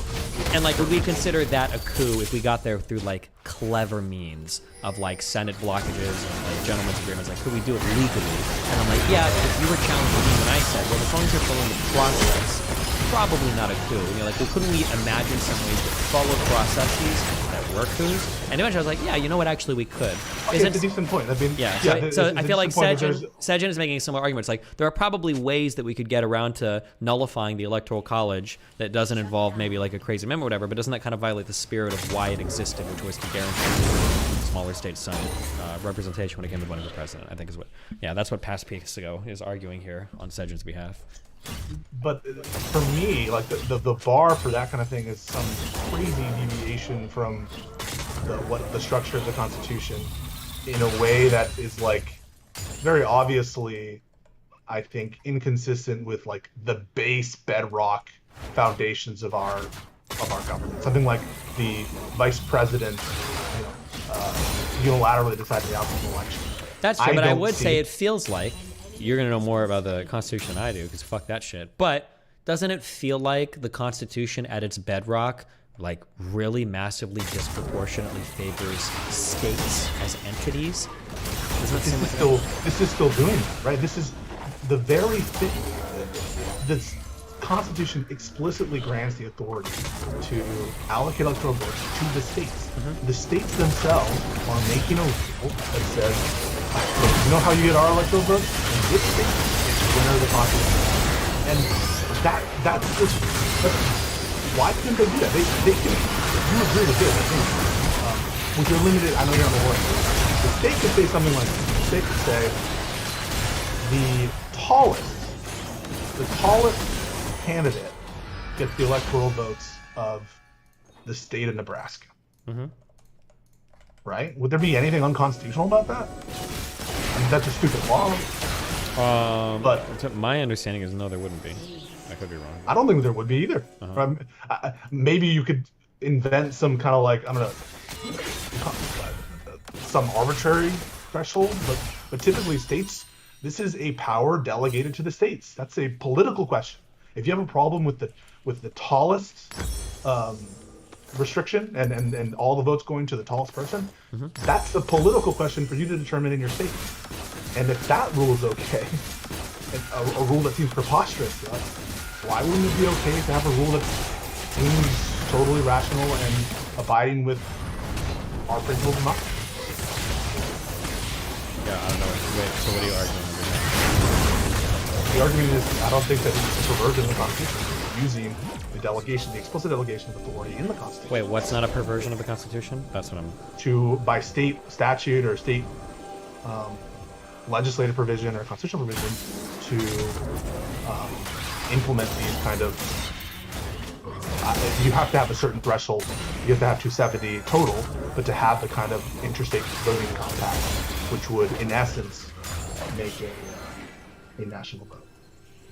National popular vote. Yeah, how do you respond Which to I think that, is what Sejin? Sejin's upset about. Because he said he's okay with an amendment. Yeah, because an amendment would require a supermajority. So, like an amendment, we had an amendment to the Constitution to ban alcohol. Yeah, and then we got rid of that shit. Okay, but like now we know that do you think that drug laws are unconstitutional? What is the argument? Why was the DEA able to form without an amendment, but the prohibition of alcohol needed an amendment? I'm not so sure. Well, you could say that the interstate would have applied. That would have applied though to alcohol. No? But back then it wasn't. When they passed the amendment, it wasn't as developed as our understanding of the Commerce Clause wasn't as robust as it is now. But there were people who said that in the Constitution,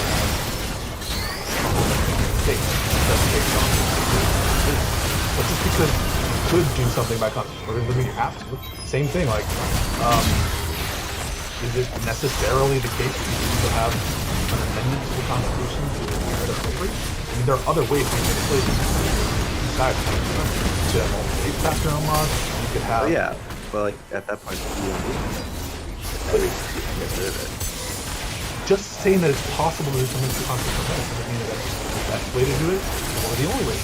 It is when it's the agreement between all the states. I don't understand. I mean, if the Constitution provides another way to do something, you could do it that way. Just like you could have some kind of ballot initiative in the state. You could pass that through the interstate constitutional laws. You could pass that through a law, or you could have a state constitutional provision explicitly saying that you have a ballot measure provision in the state. There's nothing in the Constitution says that the exclusive means of altering of enacting otherwise constitutional legislation is through the amendment process. It seems to put the thing on its head. I would assume that states are assumed sovereigns, and especially when we're talking about a constitutionally delegated power, I'm going to assume the state has the authority to do that unless there's something that doesn't. And I'm not going to read in like an extra provision of the Constitution that says, oh yeah, you can allocate your electoral votes however you want, except you can't do it by mass population. Where all you Texans, where is that? Well, I think that goes as the principle of living representative. The principle of living democratic representative democracy is to like read into the Constitution some. It's to represent your constituents within your state. Yeah, and the way that they're represented within their state is saying we defer to the national consensus. That's what the state actor is doing. The state is deferring to the national consensus. And if they have a problem with that, guess what? There's election. I mean, this is the argument against abortion. Against Roe v. Wade by a lot of conservatives is we agree with more laws and state prerogative, state control of these issues. Unless it's an issue we don't like. Unless we're talking about the states exercising their own authority and their own sovereignty in a way that inconveniences us, in a way that we don't think the country should go. Wait, fuck, who just joined and left? Who was it? How the fuck did she just join and leave? Fuck, it's critical when people do that. Okay, sorry, go on.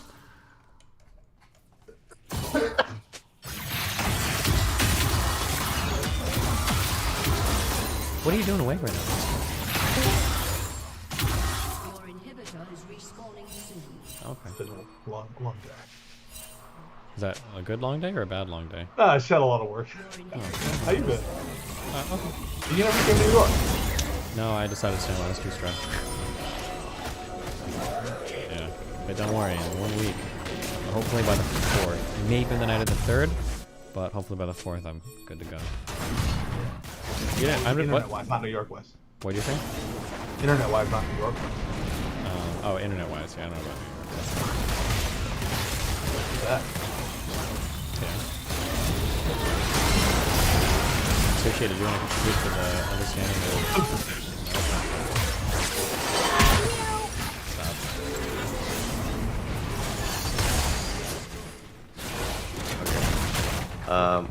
Where were we supposed to go? Oh, we were talking. I mean, I don't know. I think you're bullshit. Whoa! I think you're talking a bunch of shit, and I think that your argument is garbage. Do you think that a congressman from, let's say, like Nebraska, should be voting based off of national polls? I'm sorry. The state legislature of Nebraska would be the one who's decided, not the congressman from Nebraska, the state legislature of Nebraska. They're the ones who are allocating their electoral votes, not their. I'm asking if in the House of Representatives, you think that someone from a representative from Nebraska should be voting based off national polls instead of their state. What do you mean? It's a matter of what? Sometimes yes, sometimes no.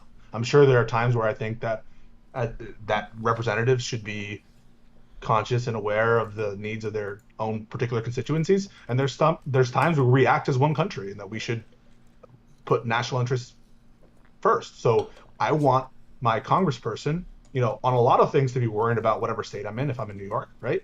But if I'm thinking about like national security, right, I want my congressperson thinking about all of us. And so there are some domains in which I'm sure I want them to be focused on. Well, national security would align with your own, right? But what if it's in direct conflict with your own? Then I would put the national interest first, right? Like would you say like, what are you talking? You're just No, I'm not trolling. Think about that. That's not true. You always want your congressman should be representing your interests in the federal court in Congress. Absolutely. Your allegiance first and foremost is to the United States Constitution, and you're not. What are you talking about? What the? That's what you swear an oath to. Uphold and protect the U.S. Constitution. I'm just saying that if I'm electing my congressman, I don't need him to represent like the greater interests of the United States. Like that's the job of Congress as a whole. That's their first and most principal allegiance is to the United States Constitution. If you don't like that, you can go back to being Articles of Confederation. Hold on. Okay, wait. Don't. Okay, not okay. You're asking something fundamentally different right now. No, I'm not. Yeah, you switched it. You switched it from like national interest, which is what we were talking about, to now like you pledge allegiance to the Constitution. Those are two fundamentally different things. What I'm saying is there are times. So first and foremost, the survival of the U.S. Constitution. What our founders wanted was a union that lasted, and that means when, especially in terms of national security, in matters that affect all the states, I absolutely want our Congress thinking about us as one America. Now, I want always my elected officials to be concerned about local issues and to be representing the interests of my people vis-a-vis, because I think, guess what? I think the American people also care about national interests. And I think there are times when the American people want to act as one people. And so there might be, but like, let's say, for instance, let's say we have a national security issue, and that issue has to do with the manufacturing and production of steel, right? Now, my feelings about that as a resident in a state that has nothing to do with steel manufacturing might be far different than a state that heavily relies on it. So maybe like a bunch of states are like, yeah, we need to make our own steel and, fuck importing it from China. Like if I've got 3 or 4 states, it's like, okay, well, 50% of our economy relies on imported steel. I want that to be represented to the U.S. Congress via my representative, because the president's not going to do it. He's thinking about the country, right? I would want my individual senator or my individual representative to be representing my interests in front of that legislative body, not the interests of the whole country. The perspective, okay, but local residents and local interests also take into account national interests. We rise as one, we fall as one on a great deal of issues. That's not, but what that might be true factually, but that's not going to be true. Considered. That's not going to be true. That's not going to be true from the representative point of view. That interest will be considered. Absolutely, that interest should be considered. But do I want always the predominating interest of all congresspeople to be focused into their particular pet issues, and not even just their pet issues? Because think about it, the states themselves, it's who votes. You're worried about particular constituencies, the swing voters in your particular state. You're not necessarily, even people who are, appealing to local interests. It's not necessarily even the majority of the people there. It's the people who matter that you want to swing their votes, or the constituencies or donors that you care about in that particular state. And so I think that you should consider those things, but when we're dealing with national issues that are in their character, more national, more urgent, that get to the core of America and our safety or our status, I absolutely think that our congresspeople should be putting their country first, always. Okay, so let's say you're a representative, or you live in South Dakota, and it would be in the national interest to annex South Dakota into North Dakota and make it one Dakota. You're saying that a congressman should advocate for the annexation if they're from South Dakota, even though it's not in the state's interest to be annexed into North Dakota? As you know, the Constitution requires the consent of the state to be incorporated into the other state for them to sign off on it. What does that consent look like? From the state legislature, or? I believe it's from the state government. That should be an article. Oh my God, article. Sushi, stop.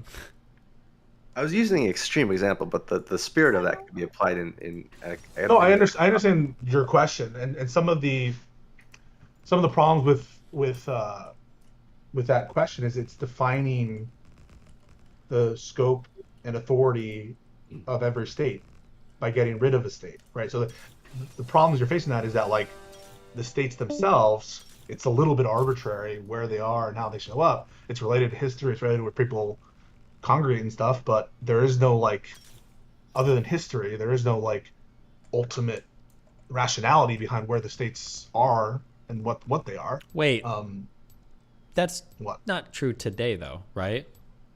Not today, right? Like states, now there is a character. Now there's a state character. Well, even forget characters and all that shit. States represent independent, like, legislative bodies, independent, like, governments that have to be reconciled with, regardless of Rhode Island or California, the size geographically, the population-wise. Like, states represent independent, like, little legislative bodies, kind of, right? Or little mini nations. But his hypothetical is getting rid of one, right? Yeah. Getting rid of a government that since its inception has been assumed sovereign. And so those kinds of, like, internal power distribution questions are difficult to answer. Like, if the fate of the nation rested upon South Dakota being incorporated in North Dakota, what do you think, Sejin? Do you think, and you were the vote that was deciding it, do you think the good congressperson... South Dakota, I would vote, fucking leave my state alone. What are you talking about? Wait, you're saying if the fate of the nation rested on this, right? So if you don't vote this way, some horrible event's going to occur. Like what? Which would... I can't... Okay. I don't know. A civil war will start if you don't. A civil war would start? I don't know. There are things where you put your country first, even if it means, getting rid of whatever extra political power a particular constituent has. Because I think ultimately this is an American country. I know we're made up of states, but at the end of the day, if it's a matter of national concern, of true national concern, how can you say that, like, the interest of South Dakota, that's ultimately what we're going to bend to? Because it's my right as a sovereign state to be a sovereign state. What does that mean? Yeah, nice tautology, loser. Like, that's another way to just admit. It's like why are you in favor of like the movement to split Texas up into or California up into multiple states, or to incorporate some parts of Washington into their own state, their own Republican state?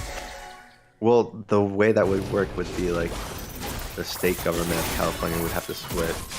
One stays in the. I'm asking if you're in favor, not procedure. Sorry, go. Repeat that. I'm asking you, like, are you in favor of the self-determination of the peoples of California to split up into 4 states? Well, they would have to renegotiate their participation in federal government. I'm asking if you are in favor of that proposition. People, if they really desired it, do you think that they should split up? They should be allowed to split up into 4 states. If they really desired it.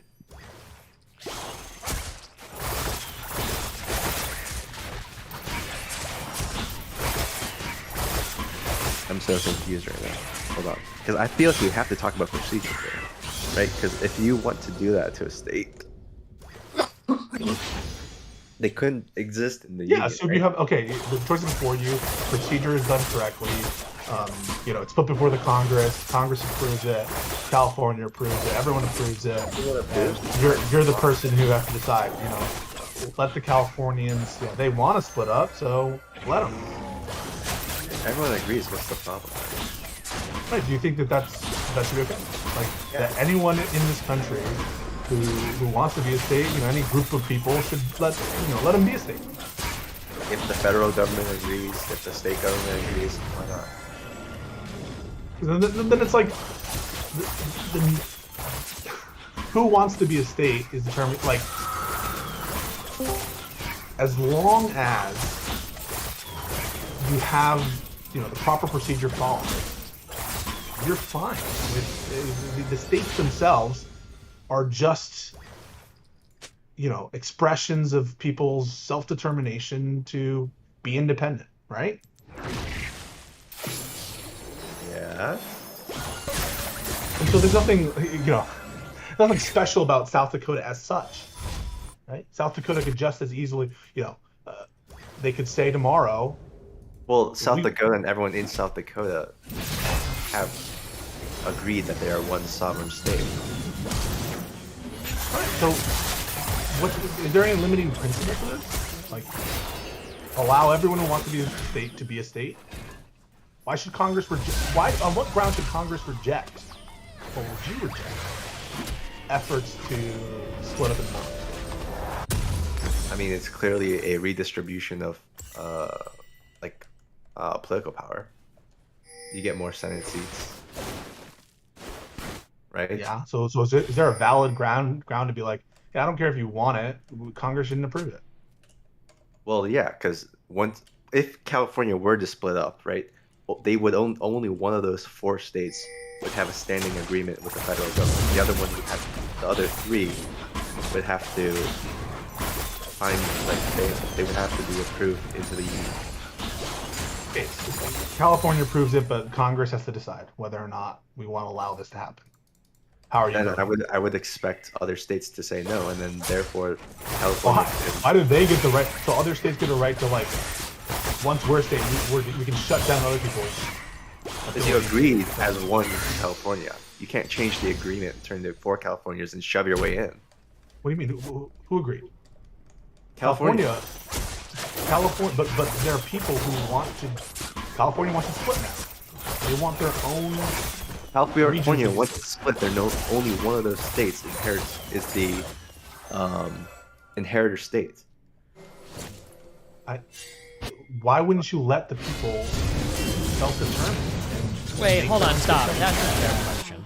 Let's say that there are 10 crops for 2 villages to share, and the villages come to an agreement, like our village gets 5 and your village gets 5. We're splitting them equally between our 2 villages, and they have that agreement. And then let's say later on, one village is like, we're gonna split. Each of us want 3 now, and you're gonna be left with 3 or 4, right? Because that's fair, because we split, and we're gonna evenly divide it between all 3 of us now. Instead, I don't. Steven, you're making my point. How am I making You're the making point? my point. No, Sejin is saying that if California wanted... There's something inherently unfair about this whole situation, right?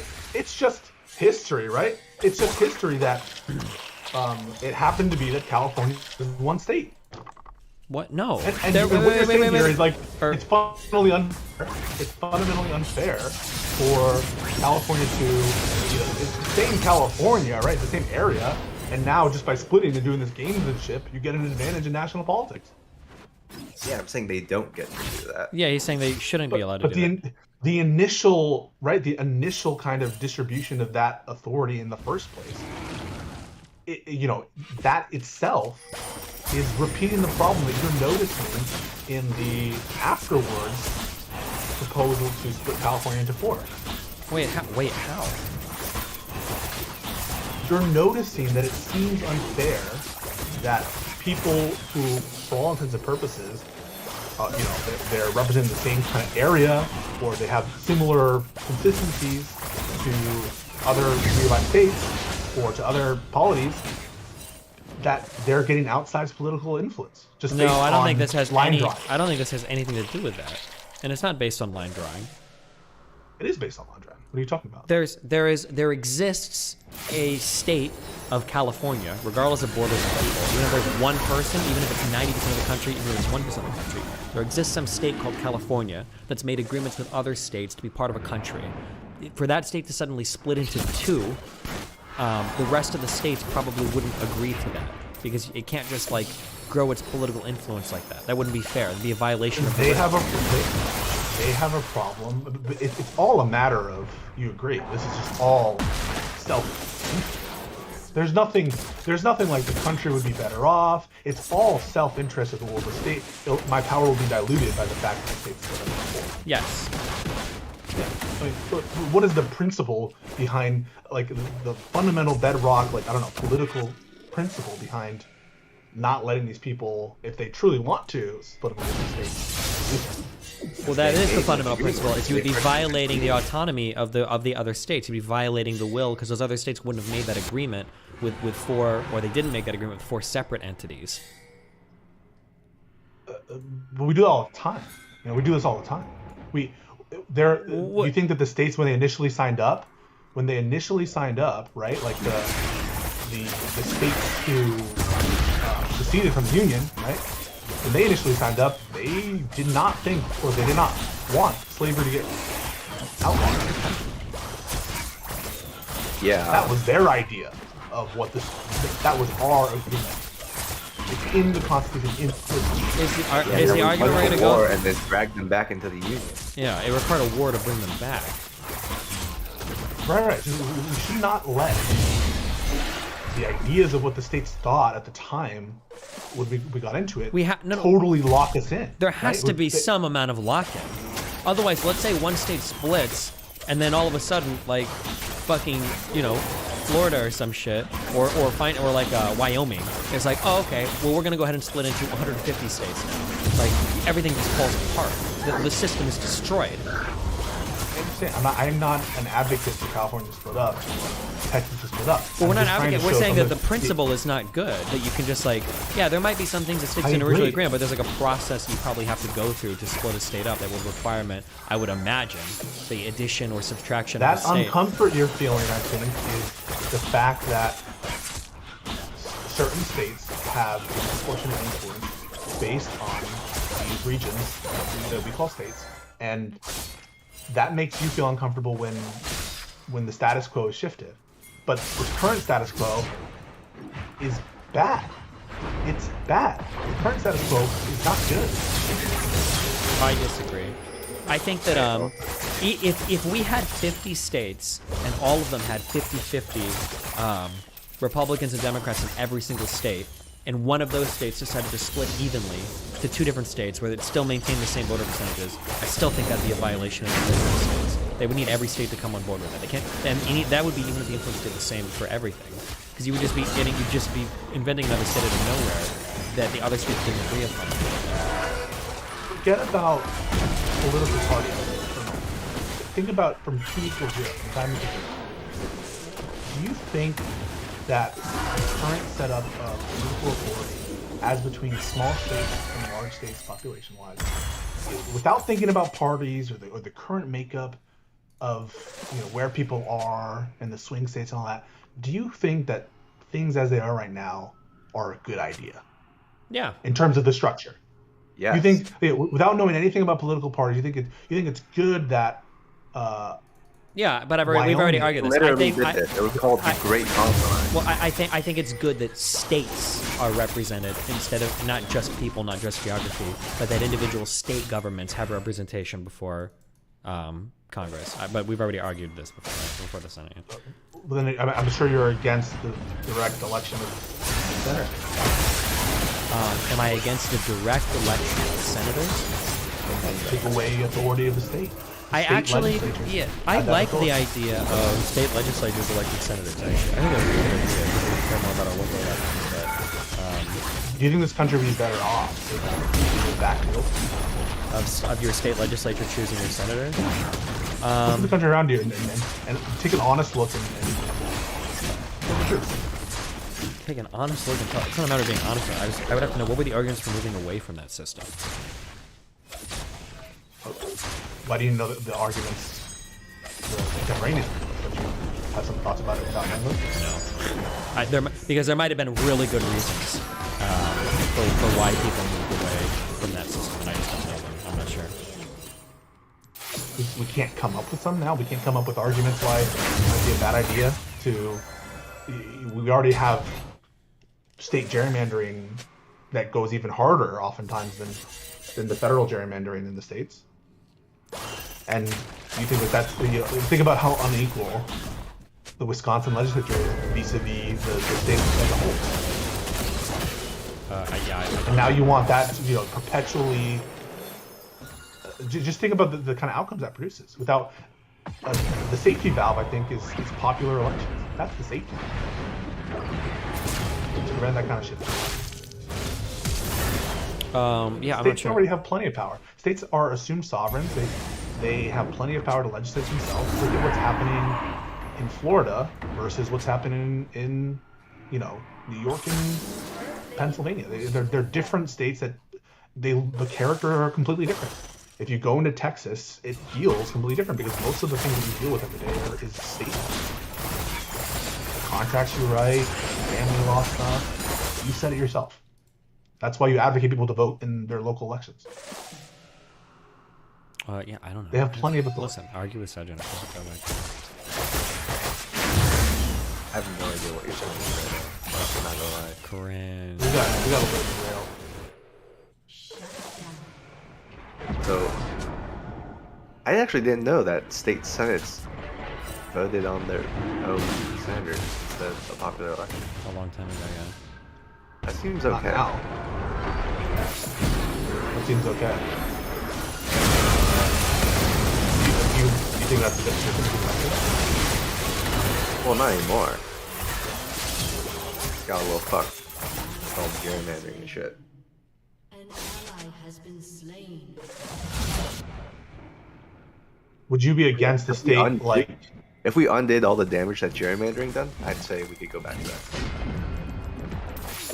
So I just wanted to know finally, are you against states signing up to that interstate compact with respect to the Electoral College? Yes or no? What's your position on it? Do you support it? Or do you interstate compact? Where the states are passing, not amendments, they're passing their own state, either usually statutory provisions that allocate the electoral votes to the winner of the national conference. Are you in favor of that, or are you against that?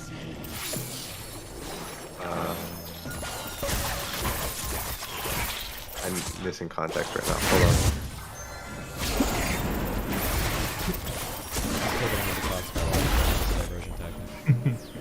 Yeah, definitely not dying at all.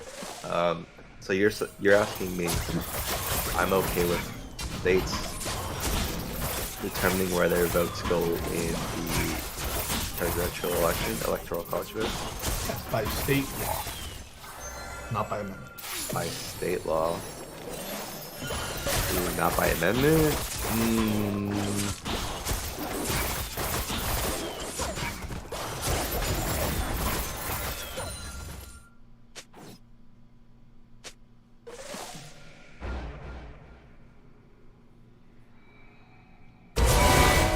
I think it would have to be this What are you talking about?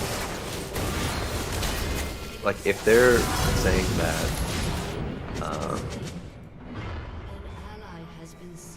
if they're saying that they're going to allocate their electoral college based That's a on law. Michigan allocates its electoral votes to the winner of the national popular vote, as determined by the Secretary. Yeah, I'm not okay with that. Why? Because then your constituents' votes don't matter. So you only care about state sovereignty when it's exercised in a way you agree with. I mean, the state has you've been glorifying this entire time. I think as soon as they do something with their own sovereignty, right?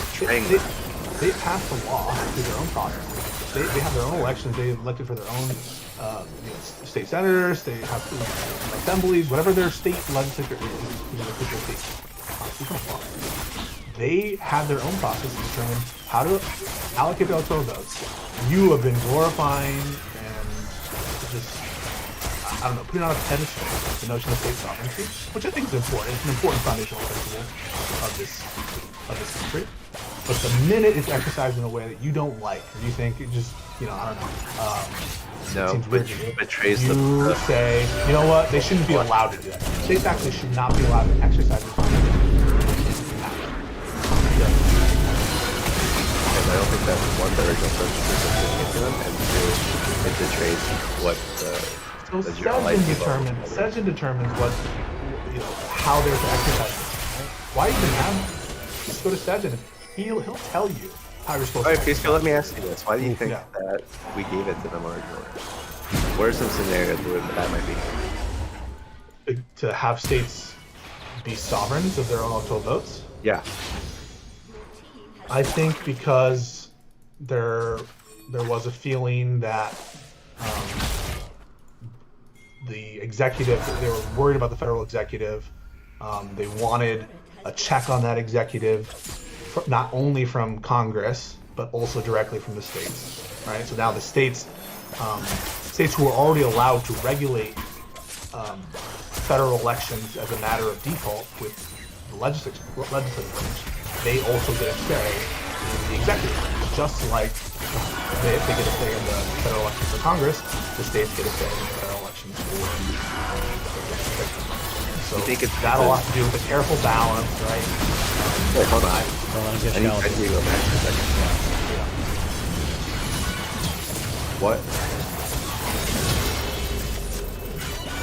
Give me an example of what a situation that you think it was useful for the state sovereigns to have their electoral college votes be theirs. To be honest, I think it should be a national popular vote by the national amendment, but I can see reasons why advantages, right? Why originally did we not do that, do you think? What's that? What? Because we just got out of, right? There was this king named King George, and everyone was scared of him, and then had power. You got these scary constitutional federalists like Alexander Hamilton was talking about an American king. Who knows how much of that was serious and how much of that was not true. And so there's a lot of, even though people recognize that the legislative branch is the most vigorous branch of government, there's a lot of fear of an over-vigorous chief executive. And so having the power, a sort of a power that is not in the hands of the federal government, which is more potentially under the control of the chief executive, would be a check on the president's authority, especially in how the president comes to power himself. So give me an example where this would come into play. What do you mean? So imagine the president, the chief executive has captured, because the party, National Party, has captured Congress in terms of like being corrupt. The states are, the state local interests, they're going to be able to curtail that National Party interest and prevent the domination of the president over the Congress and have some input over who the next chief executive is. How does... That's an example of, that I can think. I don't know how that works. Wouldn't the chief executive still have control then? Not if it's up for election, right? Then he has to please whoever's in charge of the state legislature. We didn't have even popular votes was not the norm in the first few elections. Those were just state legislatures assigning their electoral votes. Yeah, I'm asking you, in what scenario? I understand how it's relevant. Because I think it's the intention. You said before. So I was asking you. I was on a series of questions, asking you whether or not you were in favor of the thing, and you said, "Well, it has to be case by case," and you didn't really explain what you meant by that. And now we're talking about what are the potential policy reasons why an electoral college might make sense. Okay. Well, one reason is if it's a national Congress. You were interrupting me, right? So you just started asking me about policy on an outline. No, you clearly weren't listening. Okay, I said it betrays the principles of what it means to vote in a representative democracy. That's why I'm not okay with it. What betrays it? So trying to extend one state electoral votes to the winner of the national popular vote betrays what it means to be in a representative democracy. Yeah. But just directly passing a law that says our electoral votes always go to the Democratic Party. Would that be the same thing? What do you think about that? Sorry, I was coughing. Can you repeat that? So imagine that a state passes a law that says our electoral votes always go to the nominee of the Democratic Party. That would also betray what it means to... What are you talking about? But they were assigned, the states, if that's not allowed, then why is it allowed for states to pass their own resolutions in their first elections, allocating electoral votes to George Washington? If you're not okay with them passing a law that says something effective, we're allocating it to people we agree with, then you just disagree with that part of the Constitution.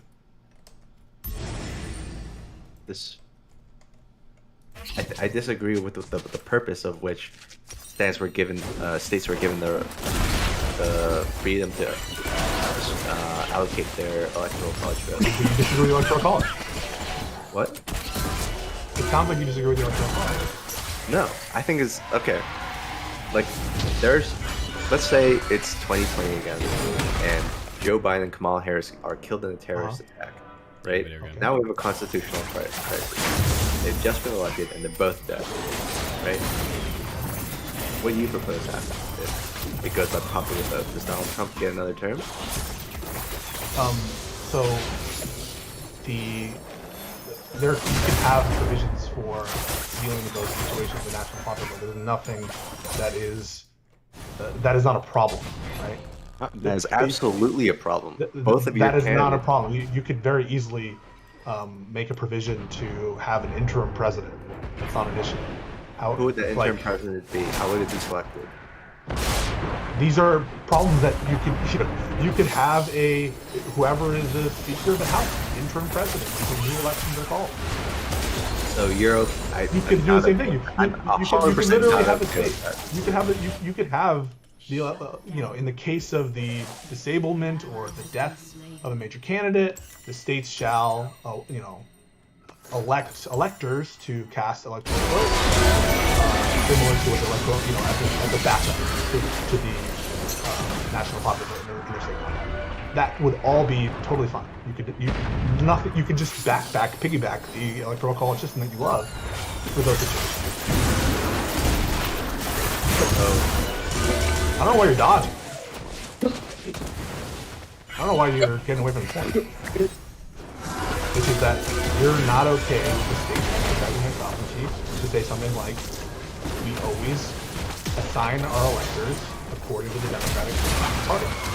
You're not okay with the statement, even though the Constitution is legal, because they're allowed to. Hold on.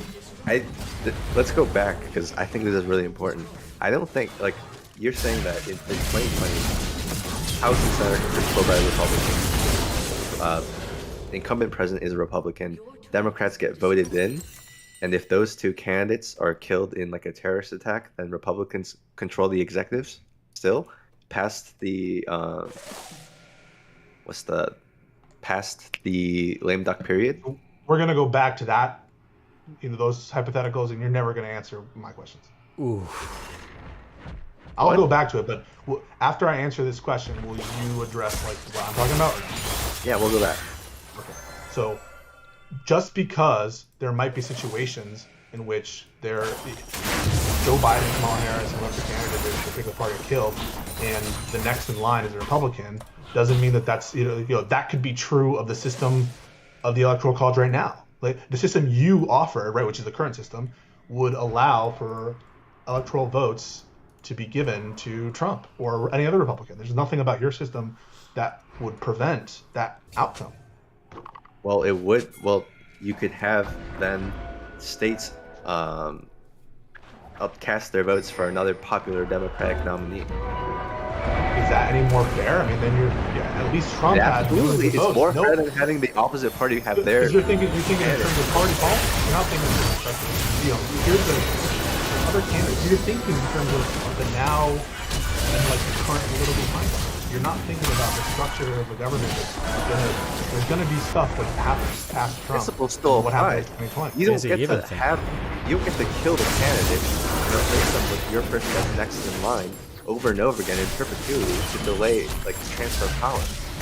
You would rather the electoral vote go to some party,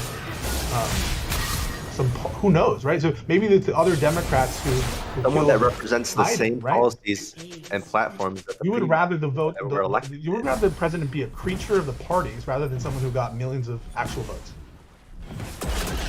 In the event that the previous candidate was killed, yeah. Well, one of the beautiful things about our chief executive is that and the differences between the parliamentary system is there's a disconnect between the head of government, right? The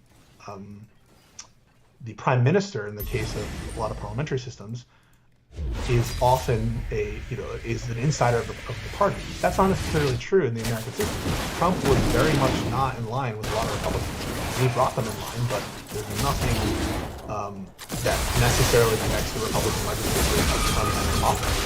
And what you're saying is, I trust the party system. I would prefer it if party insiders, in the case of the death or disability of the candidates, I prefer they decide, not the people who voted, but the party insiders.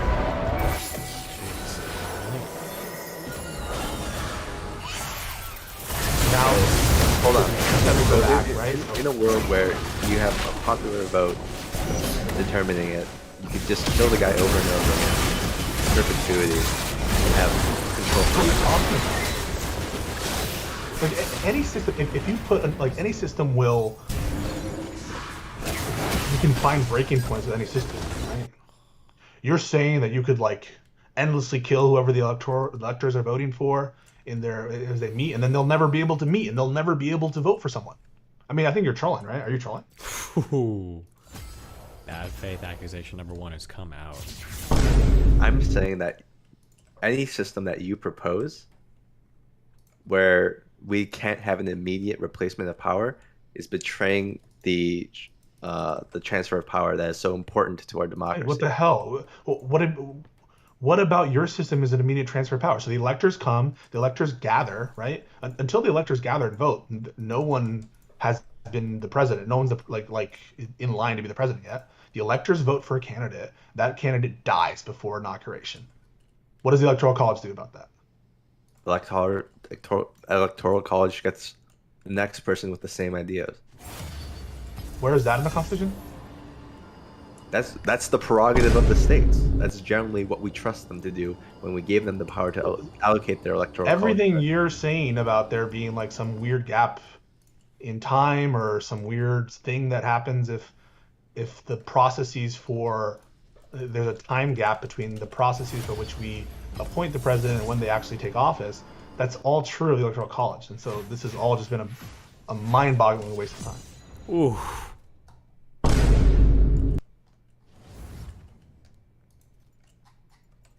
My question is about your views with respect to state sovereignty. And you seem to say before, a few minutes ago, that you are not okay with this state passing a law that's under the effect of our electoral votes go to the Republican candidate, or electors come from the Republican Party. I'm not okay with when we agree as 50 different states, right?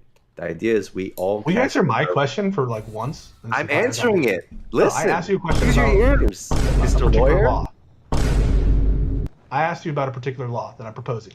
I'm saying I disagree with it for this reason. Okay, when you have an agreement with 50 other states to cast your votes based off how your constituency votes, when some people start betraying that, you're taking away the power from other states that are representing their votes. The Constitution doesn't give you the right to vote for president.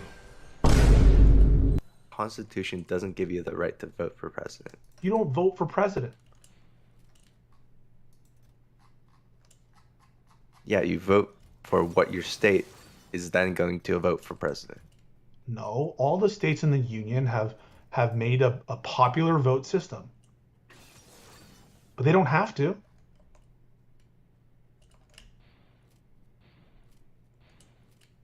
The states are not obligated to have a democratic contest for president.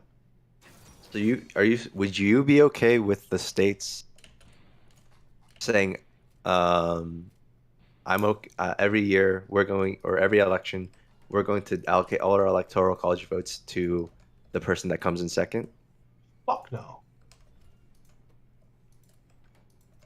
No, I'm not okay with that. Why are you not okay with that? Because that's stupid. The person who comes in first should win. Or as there's a right to a system, the winner of whatever system that is should win. They passed it. They passed it in their Senate. That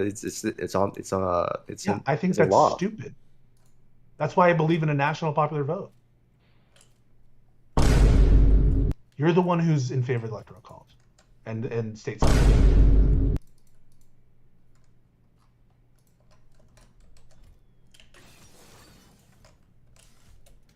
The state constitutional system that we work with, the federal constitutional system we work with right now, allows for the kinds of laws that I'm talking about, where you just say, there's no vote for electors in the state. What we do is we meet and gather on November, whatever, the first Tuesday of every November, as according to the, whatever congressional laws passed, and we always allocate our electoral votes, or we always have our electors be of the Republican Party. That's how we do it. There's nothing unconstitutional about that. That's what your system allows for now. Are you okay with that?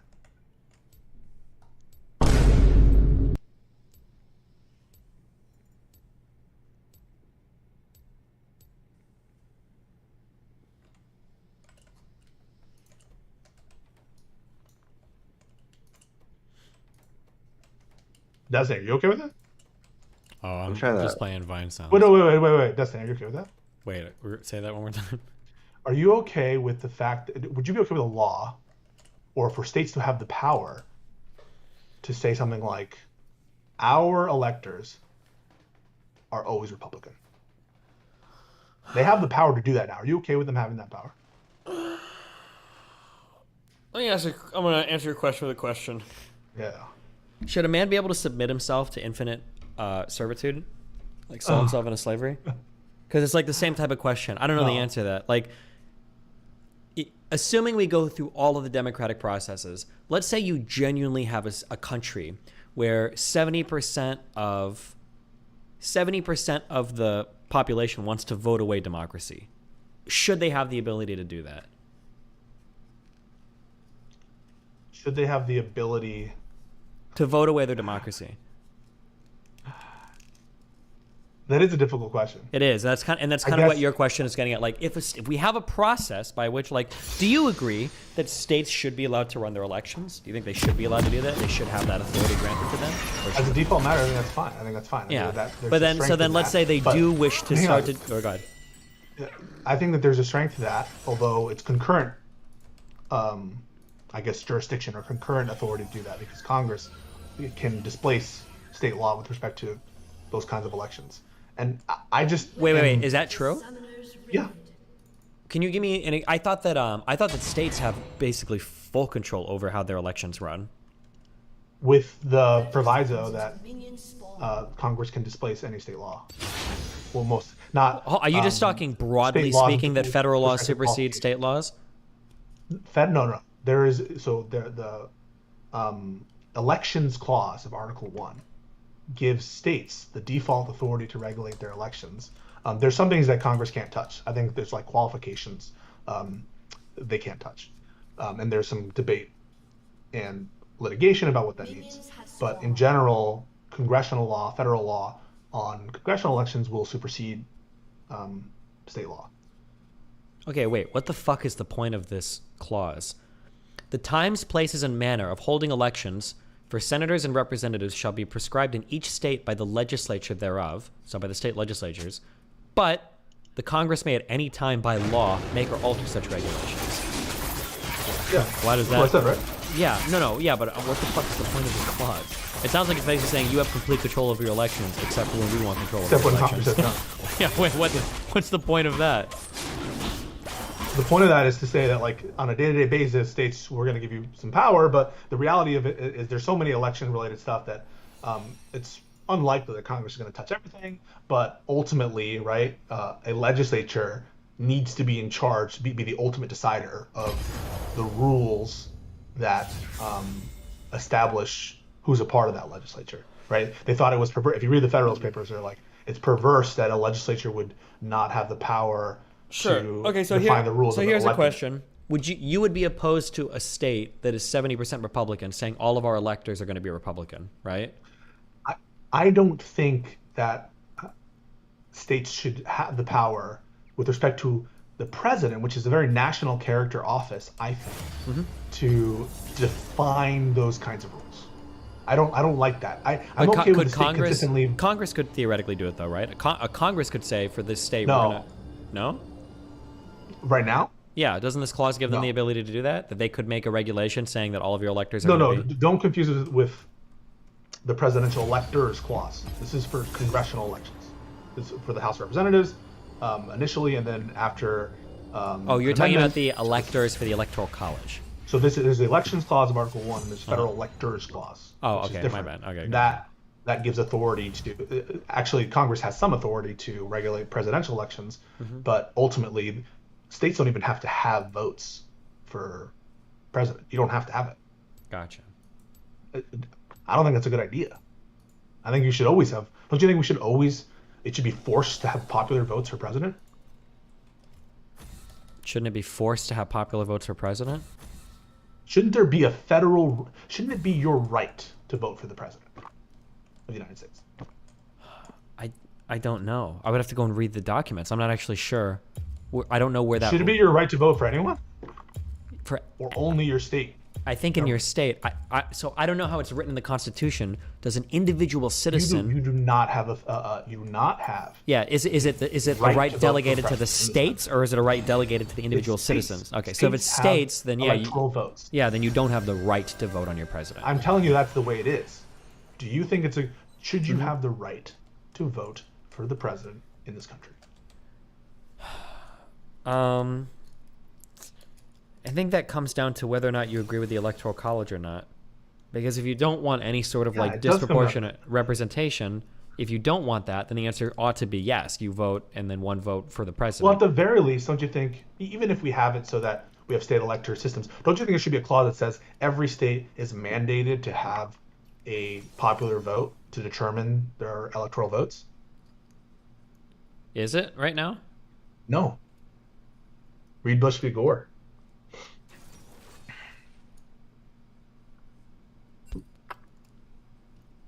Well, what are you asking me? Should it be mandated? It's probably one of those things that doesn't have to be mandated, right? Because like I imagine if a state were to try to overturn that or make a law against it, the people would fucking revolt. I don't know if any state would go for but there were, you forget what we just went through. This is why people like. Okay, I'm sorry. I gotta chill out because I'm being very soy right now. Be hard. I'm being very soy. This is why people say it. This is why I feel frustrated with the discourse around like what Trump did and January 6th and all that stuff is because people forget. My man was having conversations with these state legislatures because there actually is some like colorable argument. I'm not saying it's a winning argument, and I would fight it to the end of the earth, that states could just pass a law that says, you know, we allocate our electoral votes to Trump. Or yeah, but there's going to be like a I'm sure there's technical terms for this, and I'm sure you remember from your law school days so long ago. But like there's laws, and then there's like the effective like enforcement of said laws. So for instance, I'm pretty sure there's still laws on the books against sodomy in like fucking 34 states or something. Yeah. And even though these exist on the books, like somebody could theoretically say like, oh my God, if you have anal sex, you're going to get like, you know. I hear you, bro. Yeah. I think I know where you're going. Yeah. But the reality is it would never get enforced. Or a really good example is the monarchy in the United Kingdom, right? That theoretically the Queen of England could say no to a whole bunch of legislation, but could she really? Like if that happened, she would instantaneously be shot down. I think I feel better about it, but I think that there was a big threat to it in the last cycle. Theoretically, I kind of agree with that. Yes, that it seemed like there were a lot of levers of democracy that were tested by Trump. And luckily, every time he turned to another door, it was slammed in his face. But theoretically, we would have been in a very strange area if Pence would have tested. Could the vice president, throw out all of the electoral votes? Or could states just say, no, we're not going to certify this election? And that would test things, yeah. But that comes down to, right, like the strength of our institutions more so than just like the parchment guarantees based on the letter of the law, right? I hear you on that, right? Mm-hmm. So I'm totally in agreement that like there are very few systems that are gonna survive bad people. Yeah. If you have bad people, you're like just, if a Donald Trump was elected as was it the governor of Georgia or was it the state like what was the name of the position of the guy that he called? The state secretary of state. Yeah. So what if the secretary of state was a Donald Trump and the president of the United States was a Donald Trump? In that situation, what happens? Was a Trump? Yeah, sure. Yeah. Or if you get two of those people in power instead of just Trump, what maybe happens? more fundamental. Bad people, bad voter, a bad electorate, right? Mm-hmm. Any system that has crappy people and people who are greedy, selfish, and I don't know, who are anti-democratic. It's very hard for any system to survive that kind of. Yeah, but then that gets into the question I asked you earlier, which is, should a system survive that? Should people be allowed to vote away their democratic rights? Because I generally believe that I'm more trusting of people than autocrats and individuals, and I'm more faithful of in general, right? There are always going to be cases that go against it, of that power being diffused and separated strongly. I'm always going to say yes to that because I'm a small d Democrat, because I'm someone who believes in democracy. And if you answer no to that question, which is should they have the right to not be a democracy, then you don't believe in democracy. You don't think it's an effective. And the answer is like, yeah, some countries the democracy will destroy it. But if you believe in democracy, you have faith that Yeah, I guess. How do you? There are answers to this. I'm just curious how you would answer. I think that some of the largest expansions of federal government power. What? Oh, I think some of the largest. Small D in the chat. Some of the largest expansions of federal government power came around the Civil Rights Act. A lot of people were really ass mad that the federal government was starting to get involved, like in the daily lives of like a lot of workers in the United States or businesses. Where it was taking away some of their democratic rights because of discrimination against other types of people. Like, well, I can't have like a no black person. but like I have to hire equally now. Like, isn't this a violation of like my right to employ who I want, conduct business who I want? How do you square away those things that are kind of anti-democratic under the auspice of like extending freedom to other people? Like, how does that work? I think that there were tons of things you said. Where in the Constitution does it say that you're allowed to regulate racial issues within the states? I mean, we're not. These laws extend not just to organizations establishing commerce or municipalities or channels of interstate commerce. These are laws that affect entirely intrastate activity. And the answer is, well, those laws were democratically enacted. And well, what's the difference those between laws were that? tested. What's the difference between that and what I asked before, where it's like, could you democratically vote away some rights? Like, some people would argue that that's what happened, that we democratically voted away our right to conduct private affairs in a way that we would want to. And you could say it was democratically voted on, but yeah. I guess the argument from your side is, no, the democracy happened when you passed the 14th Amendment, and when you put in the interstate commerce clause and made it broad as hell during the Constitutional Convention. That's where the true democracy happened. And in that moment, you didn't realize it, but what you did was you got rid of segregation in schools when you passed the 14th Amendment. And when you passed Article 1 of the Constitution, what you did was you gave Congress the authority to regulate purely intrastate activity because of the effects on interstate commerce. Fuck, hold on. What wasn't the wasn't the decision on that changed? Oh god, you're gonna test my knowledge here. What do you mean? So there's a case that really tested the outer bounds of it, where in dissent is, I think, is actually one of the most, I think personally my favorite position of Clarence Thomas's is a case called Gonzalez versus Rake, where there's a woman who totally farmed herself marijuana just for her own personal consumption. They made sure to get the most sympathetic cancer patient that existed, who was not selling it to anybody, just purely for her own consumption. The question was, can the Controlled Substances Act be constitutionally applied as to this individual, not selling it, not putting it into interstate commerce? And the answer was, yeah, it can be, because conceivably her personal use is potentially decreasing the price of illicit marijuana, because she would otherwise be a consumer of marijuana, and because she's doing it for herself, that's affecting the interstate price of, I'm sure I'm butchering the rationale, but something to that effect.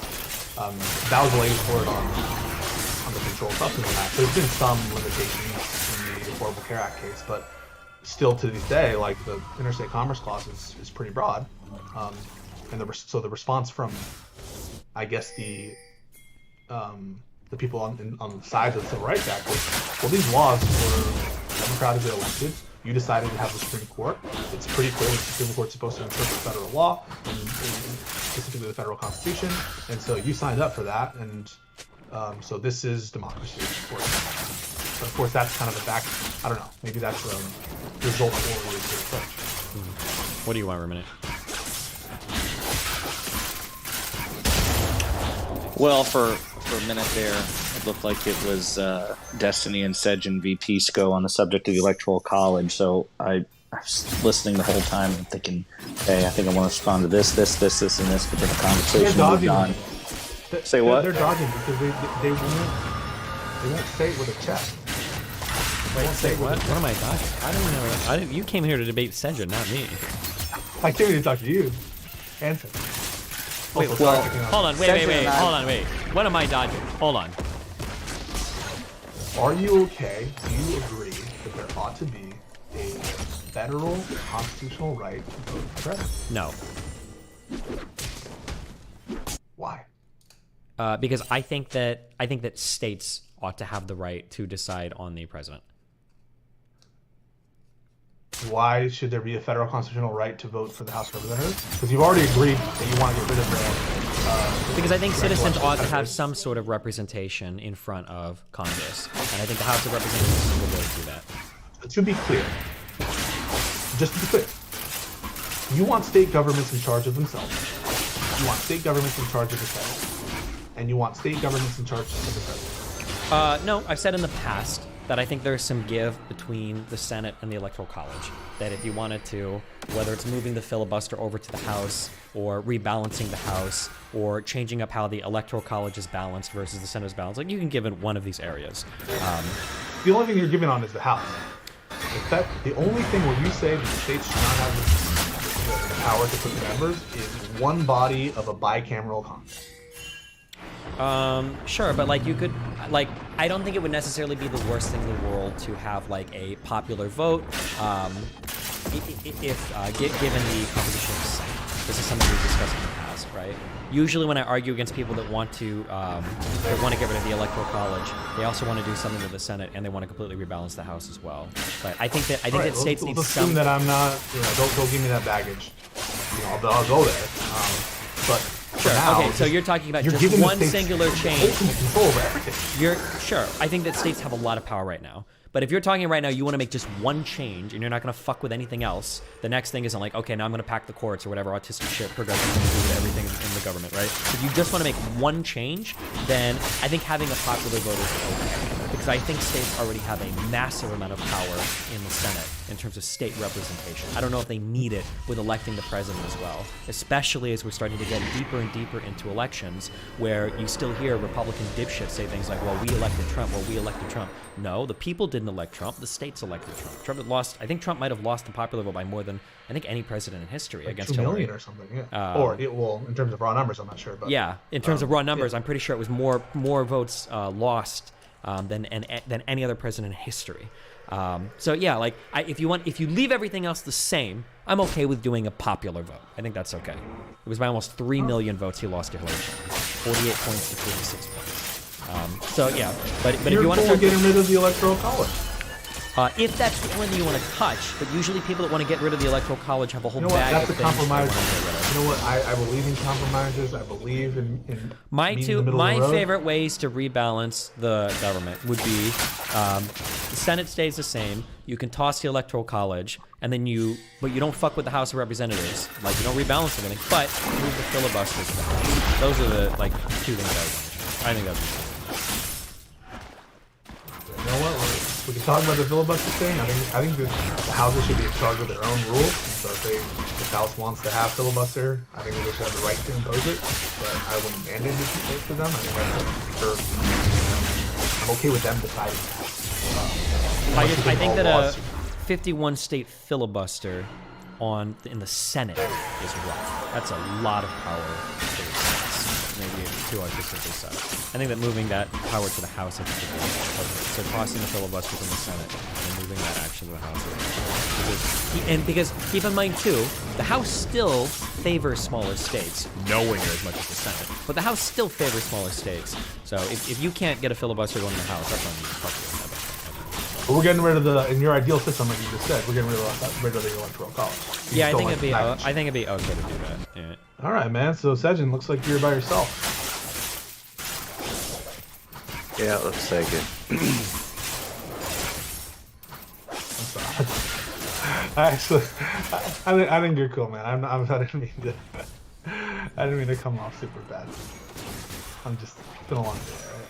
All right, I'm gonna bring up one more argument. Yeah, let's go. And I want you to listen, be nice and good faith. Part of the Electoral College to me guarantees a quick transfer of power after the election. Because even if you lose a candidate who like the terrorist attack, whatever, the Electoral College. You're really focused on this. Okay. I think a quick transfer of power is super important. I also think that they should be allowed to acclimate and to wind things down too. There should be a balance, right? It shouldn't just be okay. On one day, right after elected, you have to figure everything out. You have to have your team is ready to go. You have to hire everyone that needs to be ready you need to be ready to run the government the day after the election. I think that's smart. I think there should be some time, right? Well, you do have time until from November until your inauguration. There's a lame duck. Okay, cool. Yeah, so you're okay with the period we have? Yeah, I don't need to change that in my system. Well, you would have to elect for a new. Oh, in that case, right? But it's the same problem. It's the same problem as the Electoral College. There's no difference. And I can all I can do. Electoral College can nominate a similar candidate. They can take over. Where's the provision for that? That allows them to do that. I assume that that's probably what would happen. It hasn't been tested because guess what? It's never happened in our history, and so I don't necessarily. It happened once where someone actually like literally died, and they changed the U.S. president. No. I could have sworn that happened,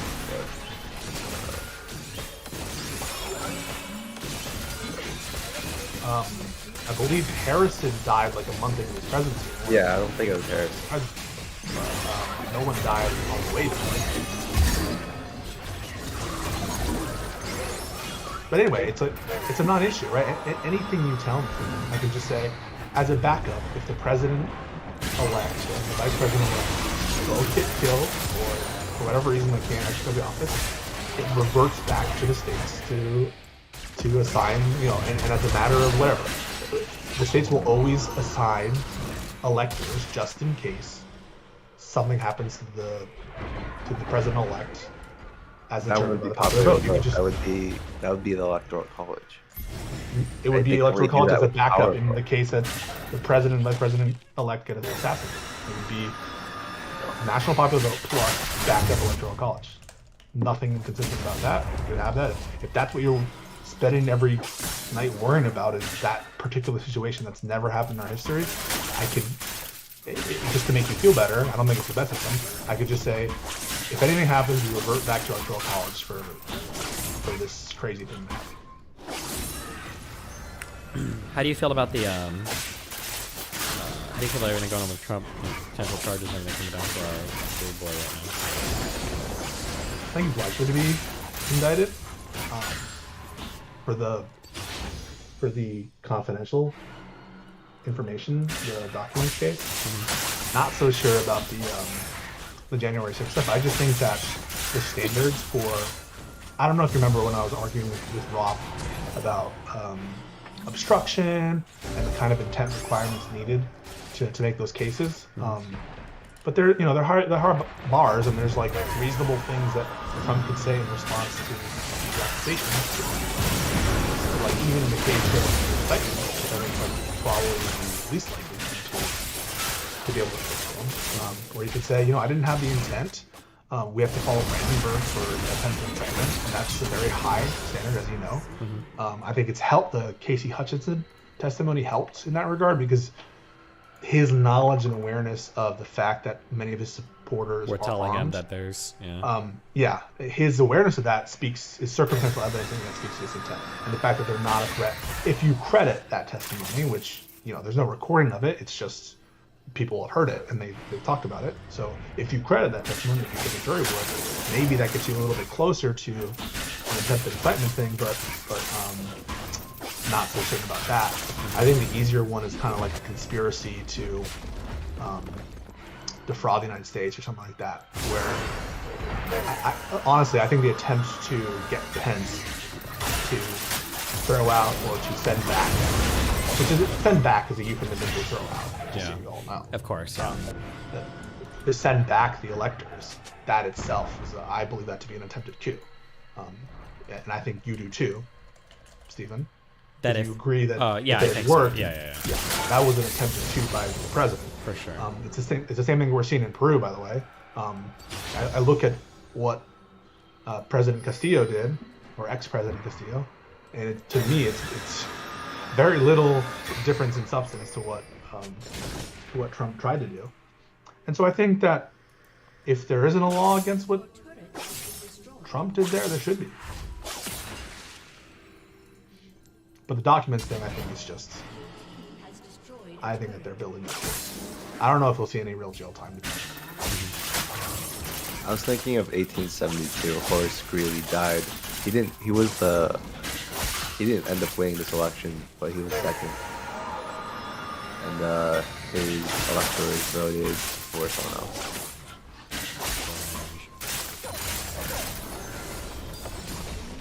So just a couple of things going back to some stuff that was talked about earlier while I was listening, and I may be fudging the details here because it's been like 30 or 40 minutes. I've been half distracted, but number one, I thought that the conversation between Pisco and Destiny are one of the tangents about bad actors, people like Trump. This is something I think is really paramount. That you can't bad faith proof government. You just can't. I mean, you look at something like the United Kingdom, where most of their constitution, I mean, they call it, a constitution, but it's not written, right? It's not like the U.S. Constitution. It's a body of law and precedent tradition that somehow these motherfuckers just observe. Like, I mean, obviously a lot of it is written, but it seems like the UK Parliament acts in just infinitely better faith than the modern American Congress, because you're talking about January 6th and whatnot. If you look at, who you may remember, I thought it was like the 12th Amendment or whatnot, but or it may have been in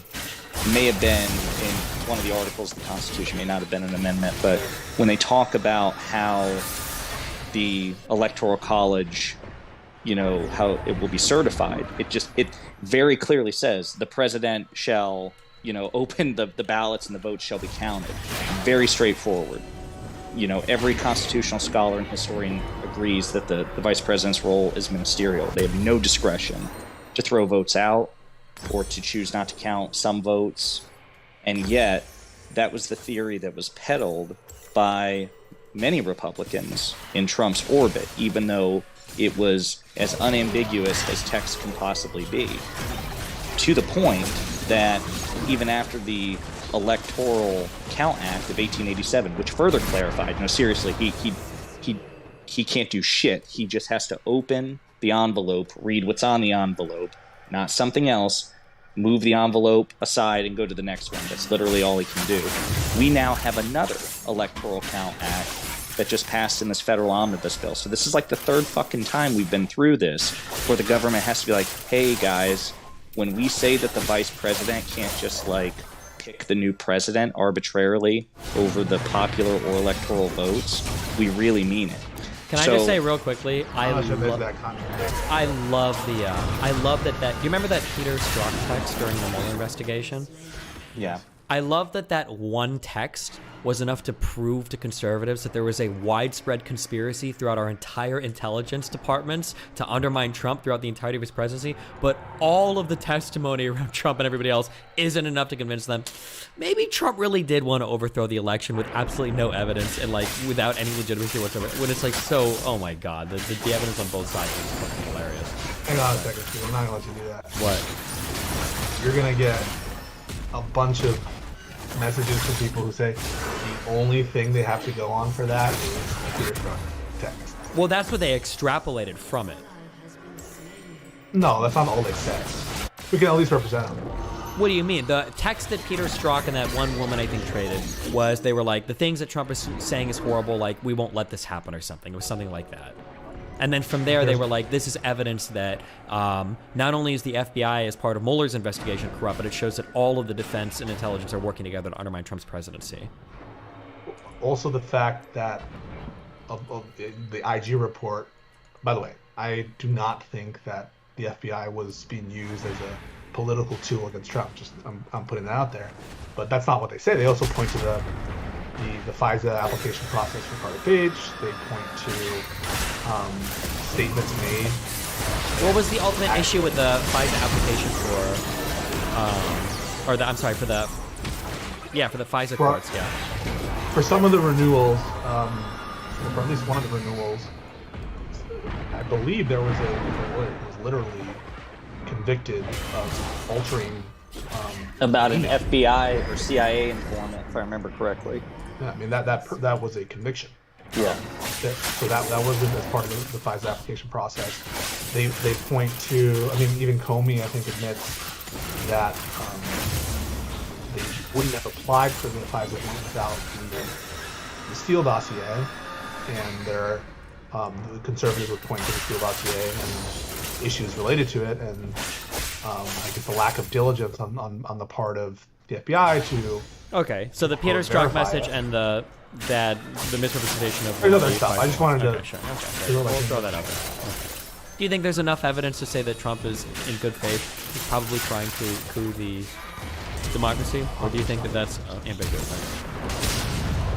Not even a question. I mean, I'm curious anyone who's imagine. I mean, imagine what they would say if Obama had said to Biden, send back the electoral votes to Trump and make them vote for Hillary.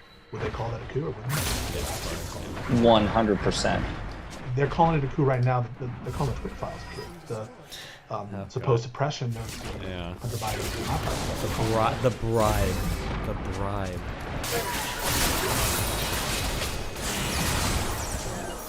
Yes, I think that about Trump, and I think that about the Republicans that are actually with the shoe on the approach. 100% call it substitution. It really was. And there's Well, no, I was going to say, so like even when in 2017, in January, when then Vice President Biden was presiding over the certification of Trump's victory, you had, I think it was 10 Democratic Congress people. I think it was 10. It was under 10. 10 or under. You had 10 of them try to lodge objections. Like Maxine Waters was one, Jamie Raskins was one, to Trump victories in certain states.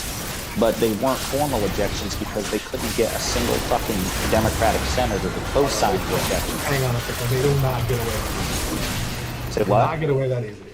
I am not okay with the House Republicans objecting, even if there were No. Those were. I'm talking about. I know what you're talking about. I know what you're talking about. You're talking about the House Democrats who didn't get a senator to sign on to the Recording the Electoral Count Act in 2016. I'm comparing it to 2020, which is right. Even if none of the Republican senators had ever signed on to any of the objections by the House Republicans, that, in my mind, would not absolve the House Republicans for No. in the first place. No, it wouldn't have, but what I was getting at is the scale difference. So what I was going to point out is not only did Democrats fail to launch a single formal objection to Trump's victory, like when people say, oh, they were... launch an objection. The House Democrats did object. Wait, what do you mean?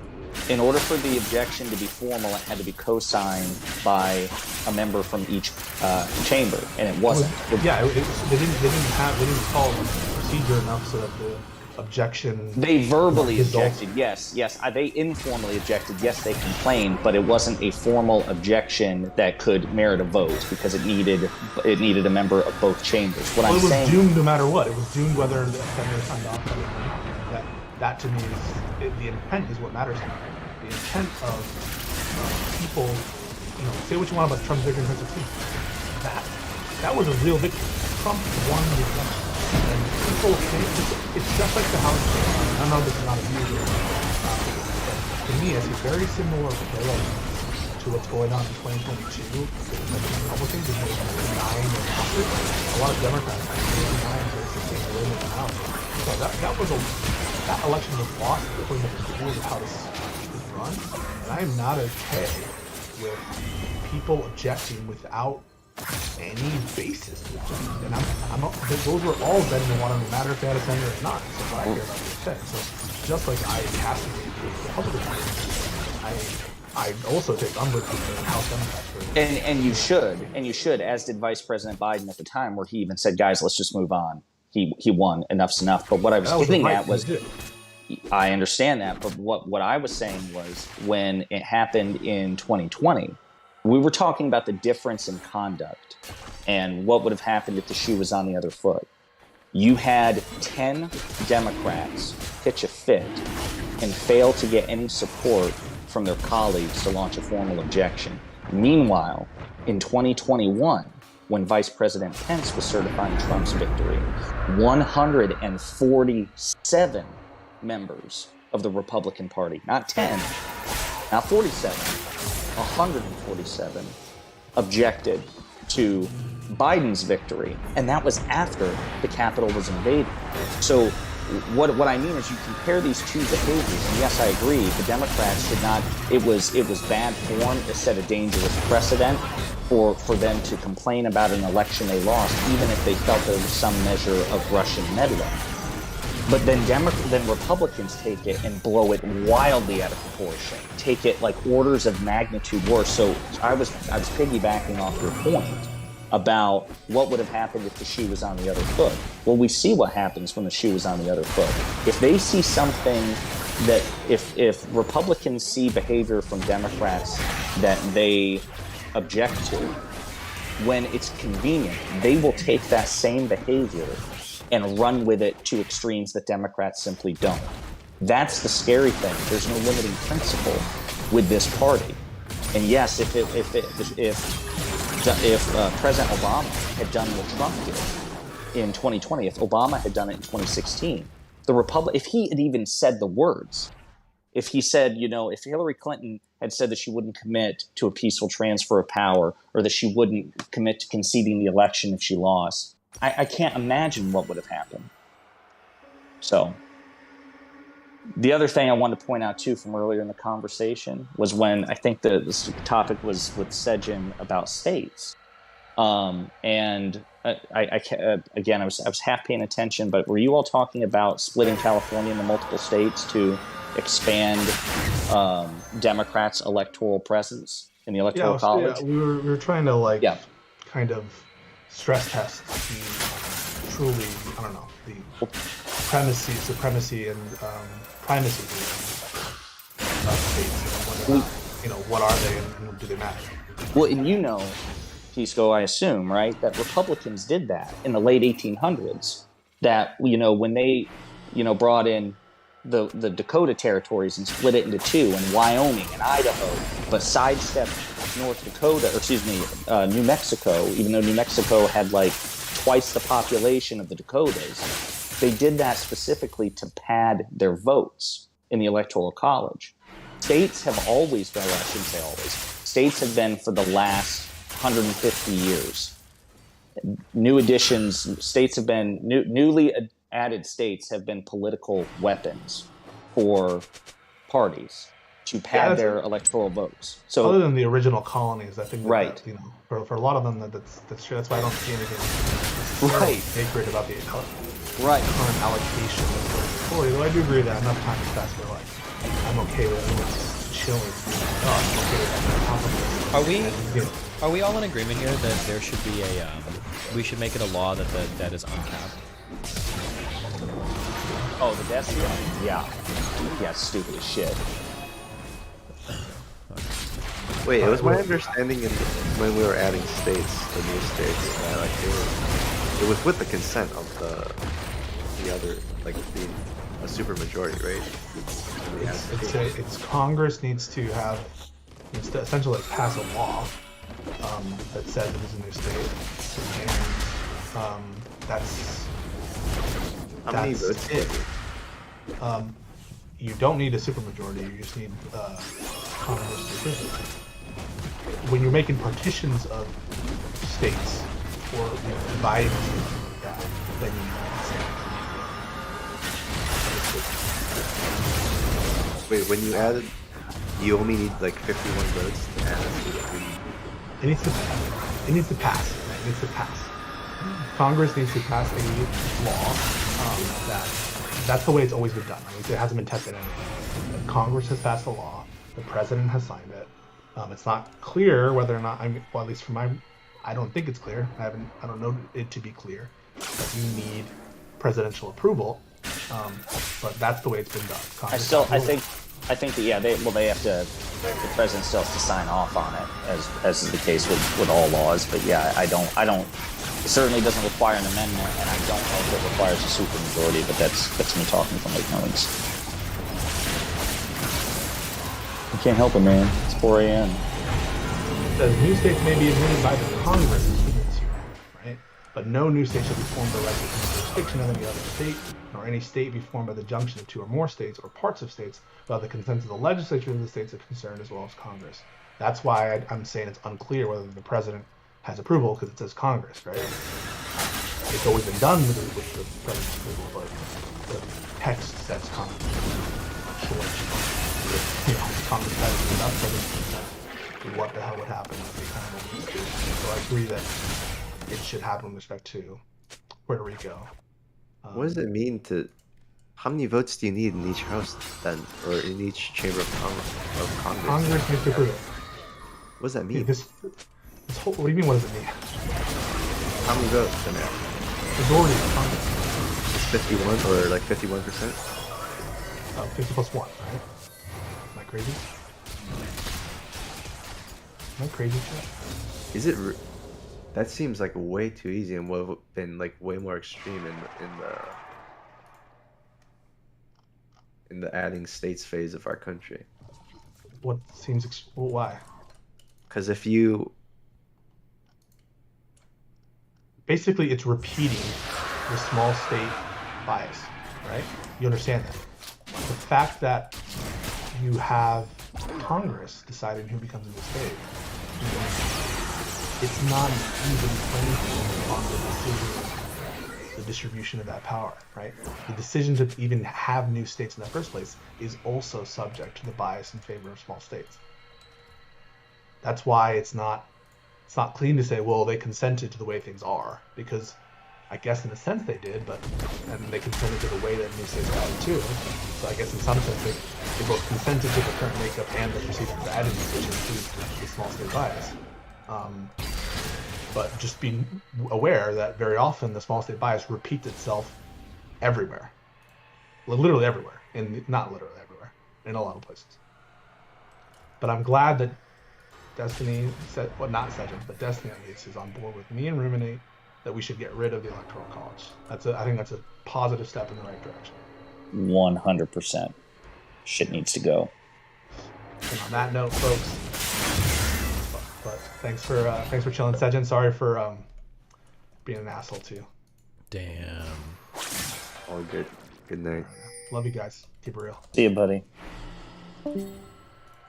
Oh, what the fuck are you doing awake? Is it 3 a.m., 2 a.m.? Where are you at? I'm in Charlotte, baby. Oh yeah, that's right. You're north. Yeah, you are. What are you doing awake? Yeah. My sleep schedule's been fucked since I've been sick. I don't know about Sedgin, but it's been pretty bad. I'm waking up like randomly in the middle of the night. I'm a light sleeper anyway. What are you doing up at 4 a.m.? My shit's fucking like at 5 a.m. Listen. You have fiber yet, or are you on a coax? I'm on a hotspot.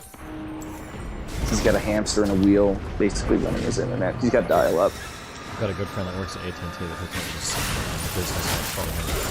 That's what I'm watching right now. Who's it working?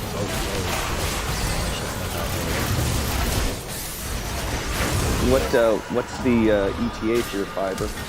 Hopefully night of the 3rd.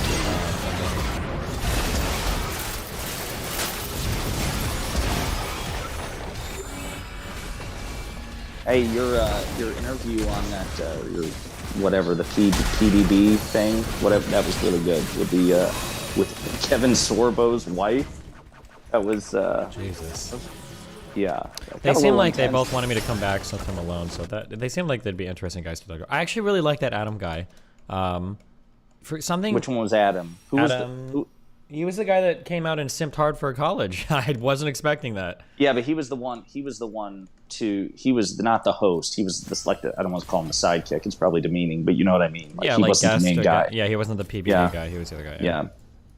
Yeah. By the way, did you know that college and school are not the same? That lady was something else, man. She was something else.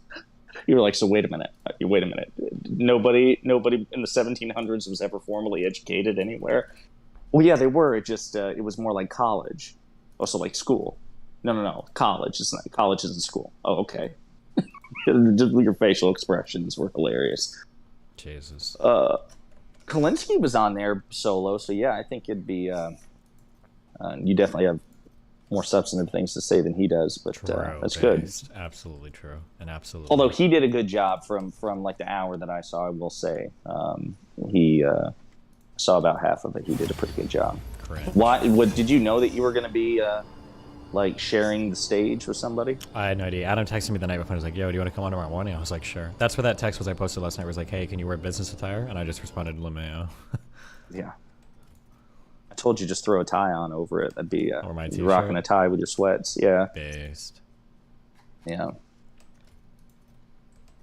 And then I thought I saw another one that you did that came out today, and it was like 30 minutes long, but now I'm wondering if I'm making it up. Did you do 2 interviews today? No, I did one. I was on some Todd and Emily show a while ago. Yeah, that's what it was. Yeah, it was more like dating-ish stuff. So.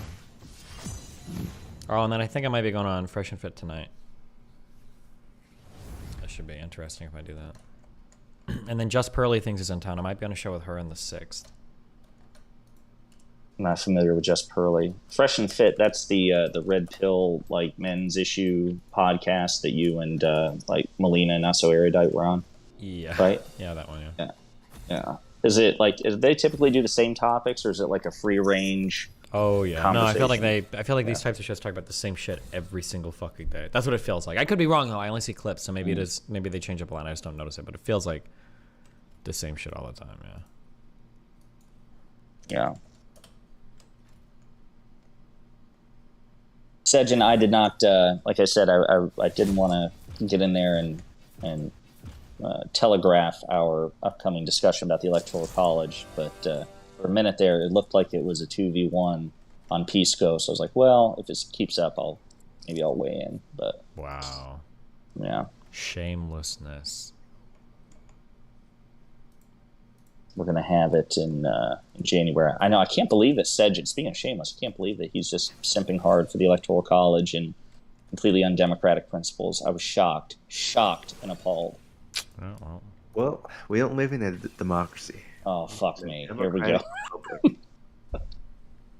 You got to throw an accent on it. You got to throw like a southern accent on it, and it'll be like I'm back in Kentucky. We live in one of them there republics.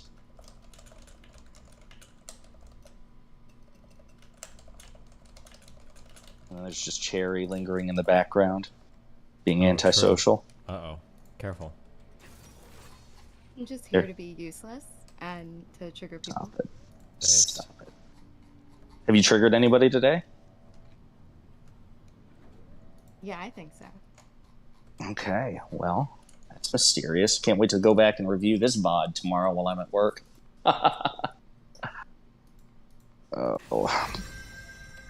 Do you read up on the Twitter files yet? Which ones? What are the recent ones? The one that you and I and Stardust and Connor were supposed to talk about, and know if you had like a chance just to even skim over them. Oh, no. But we can go over it live. That's good. Shows everybody how we can research live and not be a dumb fuck and all that shit, so. Good practice. No. Shut. That this planet has like no vulcanite. I actually have to go find another one? Oh no. That's the voice of somebody who is perilously close to finishing Factorio. Oh yeah, I'll be finished. Oh, never mind. It's another big patch here. Thank God. You think you'll be done by the 3rd when you get your fiber? You think you could like make it like a double commemoration, your new fiber and the end of Factorio? Good one. No, I've never played the fucking game. I don't know. You say like you're pretty far into it, but I don't know what that means. Just don't worry about it, okay? Well, we're ready for politics, man. We're ready to just chill. We got 2 years for the election, okay? Calm down.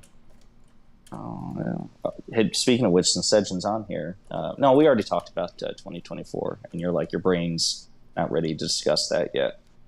Damn.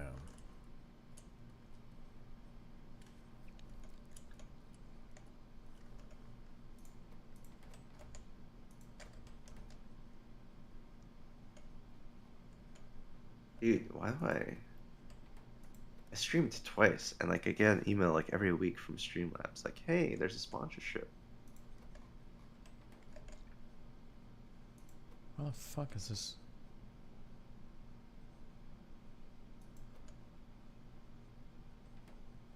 You stream? Oh, I should read this. I don't care. Never mind. You get an email from Streamlabs. Oh, probably because they want you to stream and use their product, right? They like do like they like offer you a sponsorship, like, but I streamed twice. Like, how does this look good to advertise? Maybe they were two phenomenal streams. Yeah, maybe they just love your things. You're a streaming prodigy. Are you eligible for Streamlabs like sponsorship and stuff, Destiny? Probably. I would think so. No, I can stream, just not on Twitch. Yeah, that's fair. I figured. Hey, do you ever think about doing like a Cozy or Rumble or anything like that? Some of those, like, you know how Gavin Newsom was on some of these right-wing platforms kind of trolling them and engaging with them? Did you ever think about that? Or like putting out content on those? If anybody invites me on their show, yeah, I'd go on, sure. No, but I mean like starting up your own channel there. I don't know if they have streaming, if you could do like simul streaming or whatnot, but I know like Newsom was putting out pre-recorded videos famously throughout the past year. Or no, it's Truth Social. I'm sorry, it's Truth Social. Oh. Did you ever think about doing any of that? Yeah, I thought about doing like streams on Cozy. Just it would be fun to argue with conservatives and shit there, but I think I have a channel on Cozy actually. I've never streamed on it, so. Sure.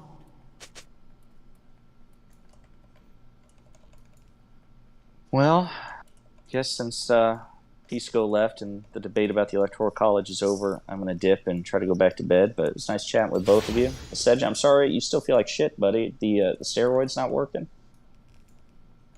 You know, they told me I'd feel pretty good by day 2 or 3, and day 2 right now, and stuff tomorrow. Are you vaccinated? Not for flu. For COVID? Yeah. Well, if people find out that you're still sick in like a week and you're in Destiny's orbit, somebody's going to make a comment somewhere on some video. I think that's another side effect of the COVID vaccine. True. Sedgent wasn't crippled with bronchitis before, his COVID vaccine. That is so, true. Maybe it fucked you up. Uh-oh. Yeah. But you didn't think about that, did you? You were just one of those Fauci sheep. You just did whatever Overlord Fauci told That's what happens when you get the Fauci ouchie. Yeah.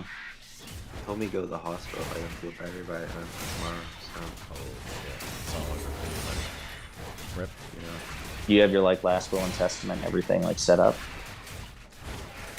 I'm not worth enough. You're worth something to us. Remember I'd like your I want your bomber jacket. I want that leather bomber. I'd like you to my funeral, you can take it off my clothes. Damn, that'd be dark. Hopefully you're like in a suit or something. But yeah. If not, I'll try to do it like very quietly. Destiny can eulogize you. Talk about the great work that you did in canvassing and helping save the Republic, putting his hard-earned money to use. He could be like, I trusted Sedgen with tens of thousands of dollars at various points. Got decent results. Okay, I'm going. Let's go. It's fucking late. All right, bye guys. Have a good night. Love you guys. Be careful.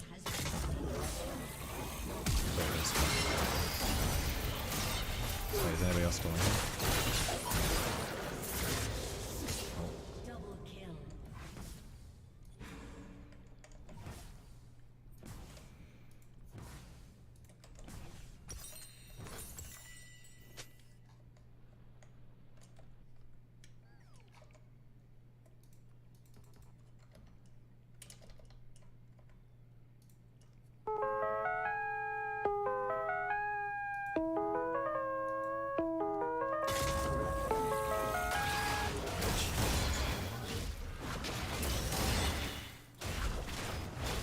Is this?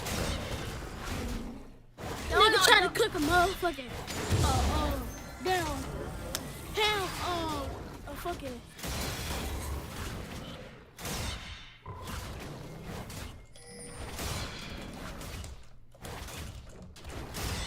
Okay.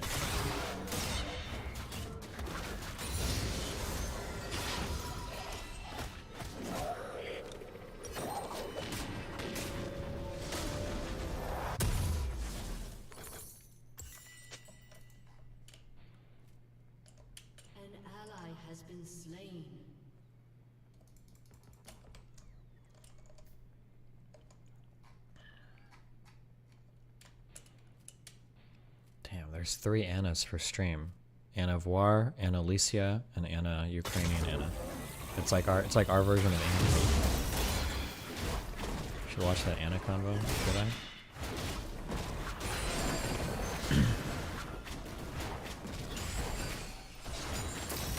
I wonder if Vosh is subreddit is fighting about it. That's how we can truly know how good it was.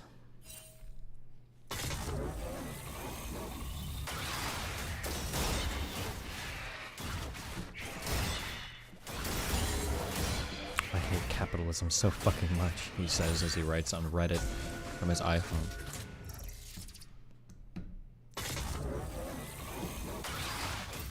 Damn, was there another fucking thing? How long ago? Wasn't this convo yesterday?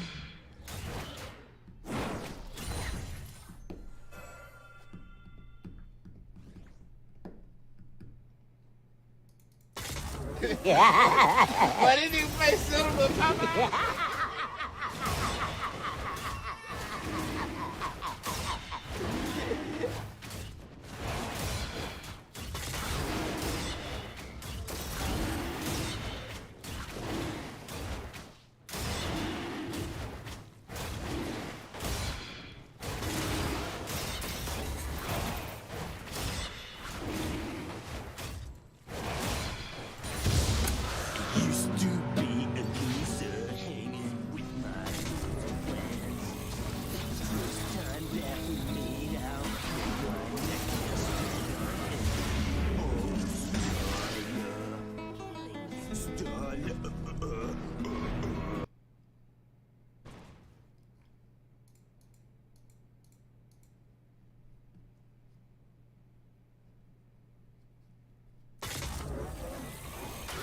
Most people in relationships actually sleeping in the same bed with their partners. It's actually not comfortable at all. I don't know why some people do this. Jesus. Okay.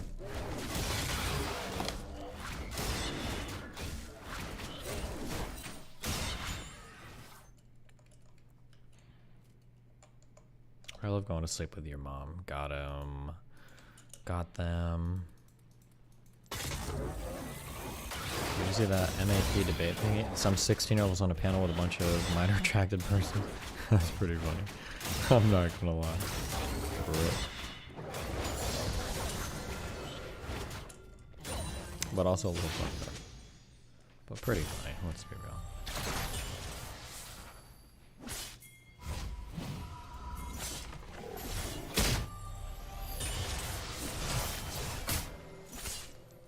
Jesus.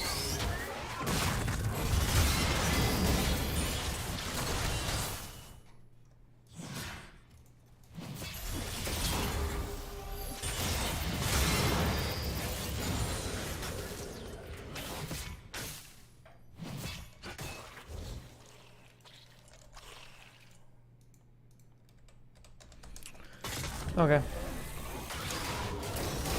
Oh, there we go. I'll be back tomorrow. Maybe we'll have something to do. Probably not. Be careful, dudes.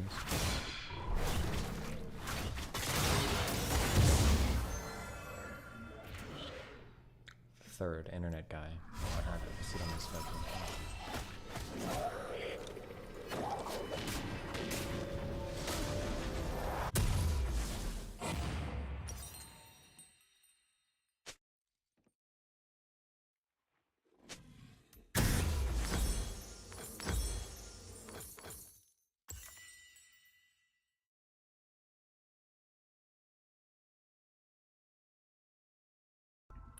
Welcome to Dwarf Fortress and welcome to the channel. I'm Twisted Logic.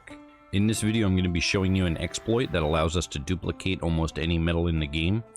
And just because I'm showing you this doesn't mean you have to use it, okay? It's going to be up to your discretion. And I think that if you're a new player, then you should not use this exploit until later on after you've properly made steel, okay? So we're looking at the stock screen right now. Access that by pressing this button right here. And if it takes a little bit to load, then you have too many items, and I suggest an Atom Smasher. So in this search bar, we can type in different things. And if I type in steel, it's going to tell us everything in the fortress made from steel. I have about 25 or so steel bolts, somewhere around 10 steel anvils, a couple armor pieces, one steel bar. We got some steelhead trout, but that's not, we can't melt those. So new stockpile right here, and custom settings, and this is going to be everything we want to melt. So under armor, we have all types of armor, only steel metal, other materials are disabled, core quality, masterwork, and artifact are disabled, same in total quality. And then we're going to do that as well for weapons. So all weapons, stone off, metal off except steel. Core quality, we're not going to accept masterwork or artifact. Now I could go into finished goods if I wanted to melt the toys, or furniture if I wanted to melt the steel anvils, but I think that with the amount of armor and weapons I have, this should be fine. So now I just need to go to the other areas of the fortress where I have weapon and armor stockpiles and disable steel from them. And then we're going to make another stockpile right here. And steel bars only for this stockpile right here. Okay, we're going to make one final stockpile right here. And this is going to be a weapons and trap component stockpile. Only enormous corkscrews. Any metal. And the core quality is going to be masterwork. Okay, so any artifacts are going to go to my artifact stockpile in another location. And I'm setting the bins to 0 on all of these stockpiles, all 3 of these stockpiles that I made. Okay, so I'm going to go to this area of the screen here. And then this option right here, designate items for melting in any smelter. And then I'm just going to paste over top of this stockpile right here. So all of this is going to be melted. And then we're going to go to the manager menu here and add a new task. And we're going to go to the smelter and up here type in melt. Melt the metal object. And then this one I'm going to set to over 9,000. Before I continue, I'm going to let the dwarves melt all of this to see how many bars we get. So after melting all of those armor pieces and weapons down, we got 17 steel bars, which is great. And so I also created a few more magma smelters to speed it along. But we're going to go down here and forbid most of these smelters except for 2 of them. We could do three smelters should be fine. And then we're going to go to work orders menu. We're going to come down to Metalsmith's Forge and type in up here steel. And forge enormous steel corkscrew. And then we're going to set this to over 9,000. Excellent, our 17 enormous corkscrews have been created. And now we're ready to melt these ones.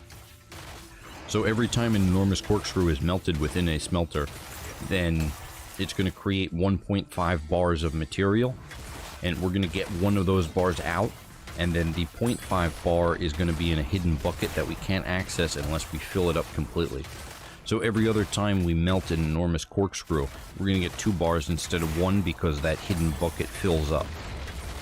Okay, if we destroy the workshop, then we lose that hidden bucket. Great, so now we have 25 enormous corkscrews. Excellent. So we can designate all of these ones to be melted. Okay, and then we can also unforbid the rest of the workshops. And so doing this has an added benefit of training all of our metalsmiths and furnace operators. However, eventually the metalsmiths are going to become legendary and start creating masterwork after masterwork. And so when that happens, I disable that dwarf from metalsmithing and allow a different dwarf to train. And that's also the reason why we created the masterwork enormous corkscrew stockpile over here. Because if we start destroying dwarven masterworks, they're going to get really unhappy about it. They're going to get terrible thoughts. And also, enormous corkscrews aren't the only items in the game that you can do this with. If you wanted to train your armor smiths, you can make steel leggings. And if you wanted to train your weaponsmiths, then you can do picks or battle axes.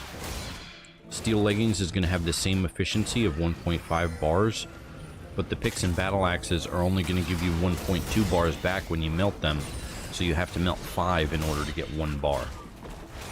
So every so often we need to redesignate the items in this stockpile to be melted, and we don't have to worry about anything non-metal in this stockpile if they accidentally drop it in there, okay? So if you're new to Dwarf Fortress, I recommend avoiding this exploit until a few fortresses later on, after you've created steel. Because when you create steel in this game for the first time, and you kit out your entire military with full steel plate that you legitimately made, it's a feeling that I can't describe to you. How great it is. Okay? So I recommend avoiding this exploit until after you do that at least 1 or 2 times. So that way you have a full experience. This behavior is not condoned. Thank you very much for watching, and subscribe for more videos.